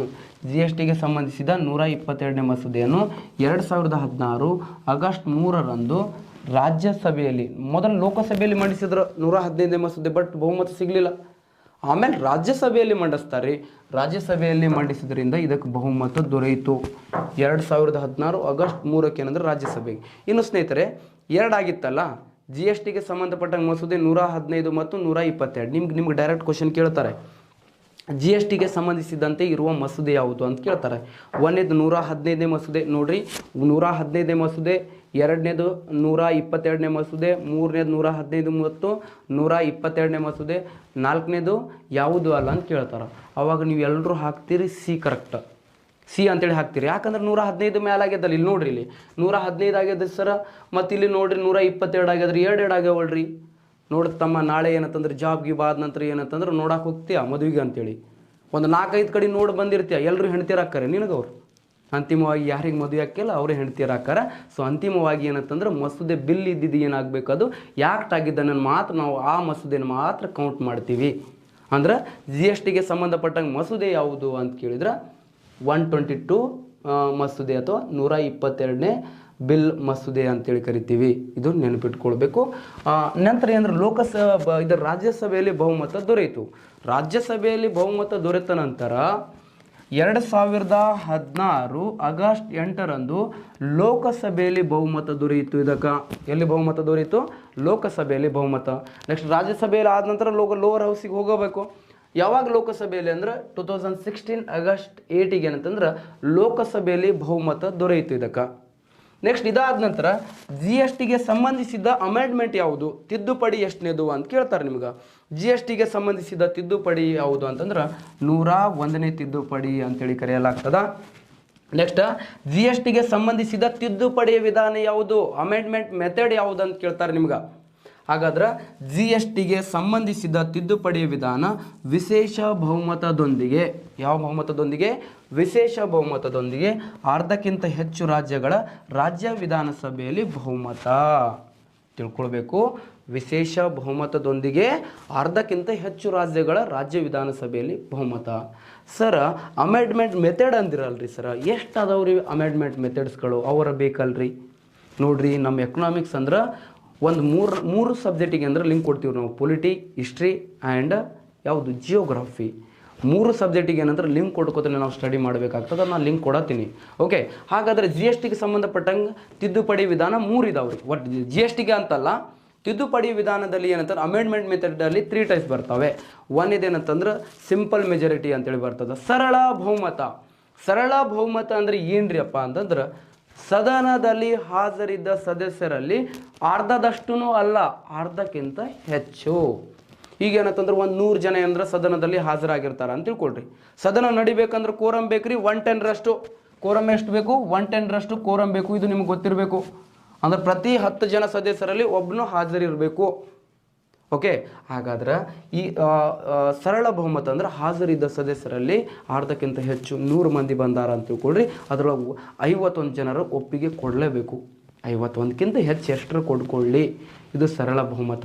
ಇನ್ನು ಸರ್ ವಿಶೇಷ ಬಹುಮತ ಅಂದರೆ ಏನ್ರಿ, ಸ್ಪೆಷಲ್ ಮೆಜಾರಿಟಿ ಅಂದರೆ ಏನ್ರಿ ಸರ, ಸದನದಲ್ಲಿ ಹಾಜರಿದ್ದ ಸದಸ್ಯರಲ್ಲಿ 2/3ರಷ್ಟು ಅಂದರೆ ಎವ್ರಿ 3 ಮೆಂಬರ್ಸಲ್ಲಿ ಇಬ್ಬರು ಒಪ್ಪಿಗೆ ಕೊಡಬೇಕು, ಇಬ್ಬರು ಒಪ್ಪಿಗೆ ಕೊಡಬೇಕು ಅಂದಾಗ ಮಾತ್ರ ಏನಾಗ್ತದ ವಿಶೇಷ ಬಹುಮತ. ಇನ್ನು ಸರ್ ಇದು ಯಾವುದ್ರಿ, ವಿಶೇಷ ಬಹುಮತದೊಂದಿಗೆ ಅರ್ಧಕ್ಕಿಂತ ಹೆಚ್ಚು ರಾಜ್ಯಗಳ ರಾಜ್ಯ ವಿಧಾನಸಭೆಯಲ್ಲಿ ಬಹುಮತ ಅಂತಂದ್ರೆ ಏನಪ್ಪ ಅಂತ ಕೇಳಿದ್ರೆ ವಿಶೇಷ ಬಹುಮತ 2/3ರಷ್ಟು ಬಹುಮತ ಕೊಡಬೇಕು ಹಾಜರಿದ್ದ ಸದಸ್ಯರು. ಪ್ಲಸ್ ಏನಂದ್ರೆ ರಾಜ್ಯ ವಿಧಾನಸಭೆಗಳಲ್ಲಿ ಕೂಡ ಏನಂತಂದ್ರೆ ಅದಕ್ಕೆ ಒಪ್ಪಿಗೆ ಸಿಗಬೇಕು ಅಂದಾಗ ಮಾತ್ರ ವಿಶೇಷ ಬಹುಮತದೊಂದಿಗೆ ಅರ್ಧಕ್ಕಿಂತ ಹೆಚ್ಚು ರಾಜ್ಯಗಳ ಮೂಲಕ ತಿದ್ದುಪಡಿ ಮಾಡ್ತಾರೆ. ಇದನ್ನು ಕೂಡ ಇದೇ ವಿಧದ ಮೂಲಕ ಏನಂದ್ರೆ ತಿದ್ದುಪಡಿ ಮಾಡ್ತಾರೆ, 3ನೇ ವಿಧಾನದ ಮೂಲಕ. ರೈಟ್. ಹಾಗಾದ್ರೆ ಜಿ ಎಸ್ ಟಿ ಮಸೂದೆಗೆ ನೋಡ್ರಿ, ಜಿ ಎಸ್ ಟಿ ಮಸೂದೆಗೆ ಒಪ್ಪಿಗೆ ನೀಡಿರುವಂಥ ರಾಜ್ಯಗಳು ನೋಡೋಣ್ರಿ. ಮೊದಲ ಒಪ್ಪಿಗೆ ವಿಶೇಷ ಬಹುಮತದೊಂದಿಗೆ ಅರ್ಧಕ್ಕಿಂತ ಹೆಚ್ಚು ರಾಜ್ಯಗಳ ಒಪ್ಪಿಗೆ ಅಂದಿನಲ್ಲ, ಅರ್ಧಕ್ಕಿಂತ ಹೆಚ್ಚು ರಾಜ್ಯಗಳು ಮೊದಲು ಯಾವ್ಯಾವ ಕೊಟ್ಟವ್ರಿ. ಒಂದೇದು ಕೊಡ್ತೀರಿ ಅಸ್ಸಾಂ. ಅಸ್ಸಾಂ ಯಾವಾಗ ಕೊಡ್ತೀವಿ ಅಂದರೆ 2016 ಆಗಸ್ಟ್ 12 ಕೊಡ್ತೀರಿ. 2016 ಆಗಸ್ಟ್ 12 ಯಾವ್ದು ಕೊಡ್ತು, ಅಸ್ಸಾಂ ಕೊಟ್ಟಿರುವಂಥದ್ದು ರೀ. ನೆಕ್ಸ್ಟ್ ಇದಾದ ನಂತರ 2ನೇ ರಾಜ್ಯ, ಸೆಕೆಂಡ್ ಸ್ಟೇಟ್ ಯಾವುದು ಅಂತ ಕೇಳಿದ್ರೆ ಬಿಹಾರ, ಪಾಟಲಿಪುತ್ರ, ಪಾಟ್ನಾ. ಹಾಗಾದ್ರೆ 2016 ಆಗಸ್ಟ್ 16ಕ್ಕೆ ಯಾವ್ದು ಕೊಡ್ತು, ಬಿಹಾರ ಕೊಡ್ತು ಒಪ್ಪಿಗೆ. 3ನೇ ರಾಜ್ಯ ಯಾವುದ್ರಿ ಸರ ಅಂತ ಕೇಳಿದ್ರೆ ಜಾರ್ಖಂಡ್ ರೀ. 2016 ಆಗಸ್ಟ್ 17 ರೀ. ಸರ ಈ ಜಿ ಎಸ್ ಟಿ ಮಸೂದೆಗೆ ಕರ್ನಾಟಕ ಒಪ್ಪಿಗೆ ಕೊಟ್ಟಿದೆನಾ, ಕೊಟ್ಟಿದೆ. ಆದ್ರೆ ರಾಷ್ಟ್ರಪತಿಯವರು ಸಹಿ ಹಾಕಿದ ನಂತರ ಕೊಟ್ಟಿದೆ ರೀ. ರಾಷ್ಟ್ರಪತಿಯವರು ಅಂಕಿತ ಹಾಕಿದ ನಂತರ, ಅಂಕಿತ ಅಂದ್ರೆ ಆಲ್ಮೋಸ್ಟ್ ಏನಂತಂದ್ರೆ ಅದು ಏನಂದ್ರೆ 17 ರಾಜ್ಯಗಳು ಕೊಟ್ಟಿದ್ದವು ಈಗಾಗಲೇ. ಆಮೇಲೆ ನಂತರ ಕೊಟ್ಟಿವಿ ರೀ ನಾವು ಏನಂದ್ರೆ 18ನೇ ರಾಜ್ಯವಾಗಿ ಕೊಟ್ಟಿವಿ ನಾವು 2017 ಜೂನ್ 15ಕ್ಕೆ ಕೊಟ್ಟಿದ್ದೀವಿ. ನೆಕ್ಸ್ಟ್ ಏನಂತಂದ್ರೆ ಜಿ ಎಸ್ ಟಿ ಮಸೂದೆಗೆ ಒಪ್ಪಿಗೆ ನೀಡಿದ ಕೊನೆಯ ರಾಜ್ಯ ಯಾವುದು ಅಂತ ಕೇಳ್ತೀರಿ ನೀವು. ಜಮ್ಮು ಆ್ಯಂಡ್ ಕಾಶ್ಮೀರ್. ಸರ್ ರಾಜ್ಯ ಅಂತೀರಿ, ಜಮ್ಮು ಮತ್ತು ಕಾಶ್ಮೀರ್ ಯಾವಾಗ ರೀ ಅಂತ ಕೇಳಿದ್ರೆ ಜೂನ್ 5ಗೆ ಏನಂದ್ರೆ ಜುಲೈ 5 ಕೊಟ್ಟಿತ್ತು, ಆಲ್ರೆಡಿ ಜಾರಿಗೆ ಬಂದಿತ್ತು. ಸರ್ ಜಮ್ಮು ಮತ್ತು ಕಾಶ್ಮೀರ ರಾಜ್ಯ ಹೆಂಗೆ ಹಾಕದು ಸರ್, ಆ ಟೈಮಲ್ಲಿ ಜಮ್ಮು ಆ್ಯಂಡ್ ಕಾಶ್ಮೀರ ಏನಂತಂದ್ರೆ ರಾಜ್ಯ ಇತ್ತು. 2019 ನಿಮಗೆಲ್ಲರಿಗೂ ಗೊತ್ತಿರುವ ಹಾಗೆ ಆಗಸ್ಟ್ 5ಕ್ಕೆ ಯಾವಾಗ ಆಗಸ್ಟ್ 5ಕ್ಕೆ ಜಮ್ಮು ಮತ್ತು ಕಾಶ್ಮೀರ ಒಳಗೆ 370 ಆರ್ಟಿಕಲ್, ಎಷ್ಟನೇ ಆರ್ಟಿಕಲ್ 370ನಾ 371ನಾ 370 ಆರ್ಟಿಕಲ್ ಏನು ಮಾಡಲಾಯಿತು ಸ್ನೇಹಿತರೆ, ರದ್ದು ಮಾಡಲಾಯಿತು. ಪ್ಲಸ್ 35A ಆರ್ಟಿಕಲ್ಸ್ ಏನು ಮಾಡ್ತಾರೆ, ರದ್ದು ಮಾಡ್ತಾರೆ ಜಮ್ಮು ಮತ್ತು ಕಾಶ್ಮೀರ ಒಳಗೆ. ನೆಕ್ಸ್ಟ್ 2019 ಅಕ್ಟೋಬರ್ 31ಗೆ ಏನು ಮಾಡ್ತಾರೆ, ಜಮ್ಮು ಆ್ಯಂಡ್ ಕಾಶ್ಮೀರಿಗೆ ಏನಂದ್ರೆ UT ಸ್ಟೇಟಸ್ ಕೊಡ್ತಾರೆ, ಯೂನಿಯನ್ ಟೆರಿಟರಿ ಸ್ಥಾನಮಾನ ಕೊಡ್ತಾರೆ. ಹಾಗಾದ್ರೆ ಇದು ಏನಂತಂದ್ರೆ ಆಲ್ರೆಡಿ ಏನಂತಂದ್ರೆ ನಮ್ಮಲ್ಲಿ ಅಂದರೆ ರಾಜಸ್ಥಾನ ಇದ್ದಾಗ ಅಂದ್ರೆ ಕೊನೆಯದಾಗಿ ಒಪ್ಪಿಗೆ ಕೊಟ್ಟಿರುವಂಥ ರಾಜ್ಯ ಆಗಿತ್ತು. ಸರ್ ಈಗ ಜಮ್ಮು ಮತ್ತು ಕಾಶ್ಮೀರ ಇಲ್ಲ ರೀ ಆಪ್ಷನ್ಸಲ್ಲಿ, ಅವಾಗ ಏನು ಮಾಡೋಣ್ರಿ ನಾವು? ಅವಾಗ ಇರಲಿಲ್ಲ ಅಂತಂದ್ರೆ ಯಾಕೆ ಅದಕ್ಕೇನು ಮಾಡ್ತೀಯ ನೋಡಿ ಇಲ್ಲಿ ಎರಡನೇ ಅದು ಇರಲಿಲ್ಲ ಅಂದ್ರೆ ಮಣಿಪುರ ಹಾಕು. 2017 ಜೂನ್ 30 ಏನಂತಂದ್ರೆ ಮಣಿಪುರ ಒಪ್ಪಿಗೆ ಕೊಟ್ಟಿದೆ. GST ಮಸೂದೆಗೆ ಒಪ್ಪಿಗೆ ಕೊಟ್ಟ ಕೊನೆಯ ರಾಜ್ಯ ಯಾವುದು ಅಂತಂದ್ರೆ ಮಣಿಪುರ. ಇನ್ನು ನಂತರ ಈಗ ಏನಾಗಬೇಕು, ಈ ರಾಷ್ಟ್ರಪತಿ ಸಹಿ ಹಾಕಬೇಕು. ಹಾಗಾದ್ರೆ GST ಮಸೂದೆಗೆ ರಾಷ್ಟ್ರಪತಿ ಅಂಕಿತ ಬೇಕಲ್ಲ, ಎಲ್ಲ ಆಯಿತು ಮತ್ತು ಸೆಲೆಬ್ರೇಷನ್ ಆಗಬೇಕಿಲ್ಲ. ರಾಷ್ಟ್ರಪತಿಯವರು ಅಂಕಿತ ಹಾಕಿದ ನಂತರ ಸೆಲೆಬ್ರೇಷನ್ ಹಾಕದ. ರಾಷ್ಟ್ರಪತಿ ಯಾವಾಗ ಸಹಿ ಹಾಕಿದ್ರಿ ಇದಕ್ಕೆ? ರಾಷ್ಟ್ರಪತಿ ಯಾವಾಗ ಸಹಿ ಮಾಡಿದರು ಇದಕ್ಕೆ ಅಂತ ಕೇಳಿದ್ರೆ 2016 ಸೆಪ್ಟೆಂಬರ್ 8ಕ್ಕೆ ರಾಷ್ಟ್ರಪತಿ, ಅಂದಿನ ರಾಷ್ಟ್ರಪತಿ ಪ್ರಣಬ್ ಮುಖರ್ಜಿ ಅವರು ಏನು ಮಾಡಿದರು, ಸಹಿ ಹಾಕಿದ್ರು. ನೋಡಿದ್ದು ಪ್ರಣಬ್ ಮುಖರ್ಜಿ ಸಹಿ ಅಲ್ಲಿತ್ತು, ನಂದೈತಿ. ನಿಮ್ಮ ಸಹಿ ನೀವು ಮಾಡ್ಕೊಳ್ರಿ. ಇದು ಏನು ರಾಷ್ಟ್ರಪತಿಯವರು ಅಂಕಿತ ಹಾಕಿದ್ದು 2016 ಸೆಪ್ಟೆಂಬರ್ 8ಕ್ಕೆ ಏನಂದ್ರೆ ಇದಕ್ಕೇನು ಮಾಡಿದರು, ಅಂಕಿತ ಹಾಕ್ತಾರೆ. ಓಕೆ, ಅಂಕಿತ ಹಾಕಿದ ನಂತರ ಅಪ್ಲೈ ಆಗ್ತದೆ. ಮತ್ತೇನಂದ್ರೆ ಸರ್ ಯಾವಾಗ ಜಾರಿಗೆ ಬಂತಂದ್ರೆ ಎಲ್ಲ ದೇಶದಲ್ಲಿ ಇಡೀ ದೇಶದಲ್ಲಿ ಏನಂತಂದ್ರೆ ಜಾರಿಗೆ ಬರ್ತದೆ 2017 ಜುಲೈ 1ಗೆ ಮಧ್ಯರಾತ್ರಿ happy birthday to you GST ಅಂತೇಳಿ ಸೆಲೆಬ್ರೇಷನ್ ಮಾಡಿಬಿಟ್ರು. ನೆಕ್ಸ್ಟ್ ಇದಾದ ನಂತರ ಸರ್ GST ಬಿಲ್ಲನ್ನು ಪಾವತಿಸಿದ ಮೊದಲ ರಾಜ್ಯ ಯಾವುದು? GST ಬಿಲ್ಲನ್ನು ಪೇ ಮಾಡಿರುವಂಥ GST ಬಿಲ್ಲನ್ನು ಪೇ ಮಾಡಿದ ಮೊದಲ ರಾಜ್ಯ ಯಾವುದು ಅಂತಂದ್ರೆ ತೆಲಂಗಾಣ ಸ್ಟೇಟ್ ಅಂತ ಕರಿತೀವಿ. ಯಾವ ಸ್ಟೇಟ್? ತೆಲಂಗಾಣ ಸ್ಟೇಟ್. ನೆಕ್ಸ್ಟ್ ಏನಂತಂದ್ರೆ GST ನೆಟ್ವರ್ಕ್, GST ಇನ್ ಅಂತೇಳಿ ಬರುತ್ತೆ. GST ಇನ್ ಅಂತಂದ್ರೆ ಏನಪ್ಪ ಅಂದ್ರೆ GST ಐಡೆಂಟಿಫಿಕೇಷನ್ ನಂಬರ್ ಅಂತೇಳಿ ಕರಿತೀವಿ. GST ಐಡೆಂಟಿಫಿಕೇಷನ್ ನಂಬರ್ ಅಂತೇಳಿ ಬರುತ್ತೆ. 15 ಡಿಜಿಟಲ್ ಇರುವಂಥ ನಂಬರ್ ಹೊಂದಿರುವಂಥ ಒಂದು ಏನಂತಂದ್ರೆ ನಂಬರ್ ಇರುತ್ತೆ. ಓಕೆ, ಹಾಗಾದ್ರೆ GST ನೆಟ್ವರ್ಕನ್ನು ರೂಪಿಸಿದ ಸಂಸ್ಥೆ ಯಾವುದ್ರಿ ಅಂತ ಕೇಳಿದ್ರೆ ಇನ್ಫೋಸಿಸ್ ಅಂತ ಕರಿತೀವಿ. ಓಕೆ, ಇನ್ಫೋಸಿಸ್ದವ್ರು ಏನು ಮಾಡ್ತಾರೆ, GST ನೆಟ್ವರ್ಕನ್ನು ರೂಪಿಸಿದೆ ಸ್ನೇಹಿತರೆ. ಹಾಗಾದರೆ GSTಯ ಟೈಪ್ಸ್ಗಳು ಈಗಂತೂ ಮುಗಿಯಂಗಿಲ್ಲ, ಭಾಳಷ್ಟು ಡೆಪ್ತಾಗಿ ಇದ್ರ ಬಗ್ಗೆ ಹೇಳಬೇಕಾಗ್ತದೆ. ನಾಳೆ ಏನಂದ್ರೆ ಅನಲೈಸ್ ಮಾಡಬೇಕಾಗ್ತದೆ, ಯಾವ ಥರ ಕೇಳ್ತಾರೆ ಕ್ವಶನ್ ಅಂತೇಳಿ ಅನಲೈಸ್ ಮಾಡಬೇಕಾಗ್ತದೆ. ನಮ್ಮ PC ಲೆವೆಲ್ ಅಲ್ಲ, ನಮ್ಮ ಕೋಚಿಂಗ್ ಸೆಂಟರ್ KS ಓದೋರಿಗೂ ಕೂಡ ಏನಂದ್ರೆ ಹೆಲ್ಪ್ ಆಗಲಿ ಅಂತೇಳಿ ಉದ್ದೇಶದಿಂದ ಈಗಾಗಲೇ ಏನಂತಂದ್ರೆ ಭಾಳಷ್ಟು ವಿದ್ಯಾರ್ಥಿಗಳು ಇದರ ಲಾಭವನ್ನು ಪಡ್ಕೊಳ್ತಿದ್ದಾರೆ. ಓಕೆ, ನಮ್ಗೆ ಏನಂತಂದ್ರೆ ಸಂತೋಷ್ ಲಾಡ್ ಸರಿಗೆ ಎಷ್ಟು ಧನ್ಯವಾದ ತಿಳಿಸಿದ್ರು ಕಡಿಮೆನೇ ಅಂತೇಳಿ ಹೇಳ್ಬೋದು. ಓಕೆ, ಧನ್ಯವಾದ ಸ್ನೇಹಿತರೆ. ನಾಳೆ ಅಂದ್ರೆ ಕಂಟಿನ್ಯೂ ಮಾಡೋಣ ಅಂತ. ಓಕೆ.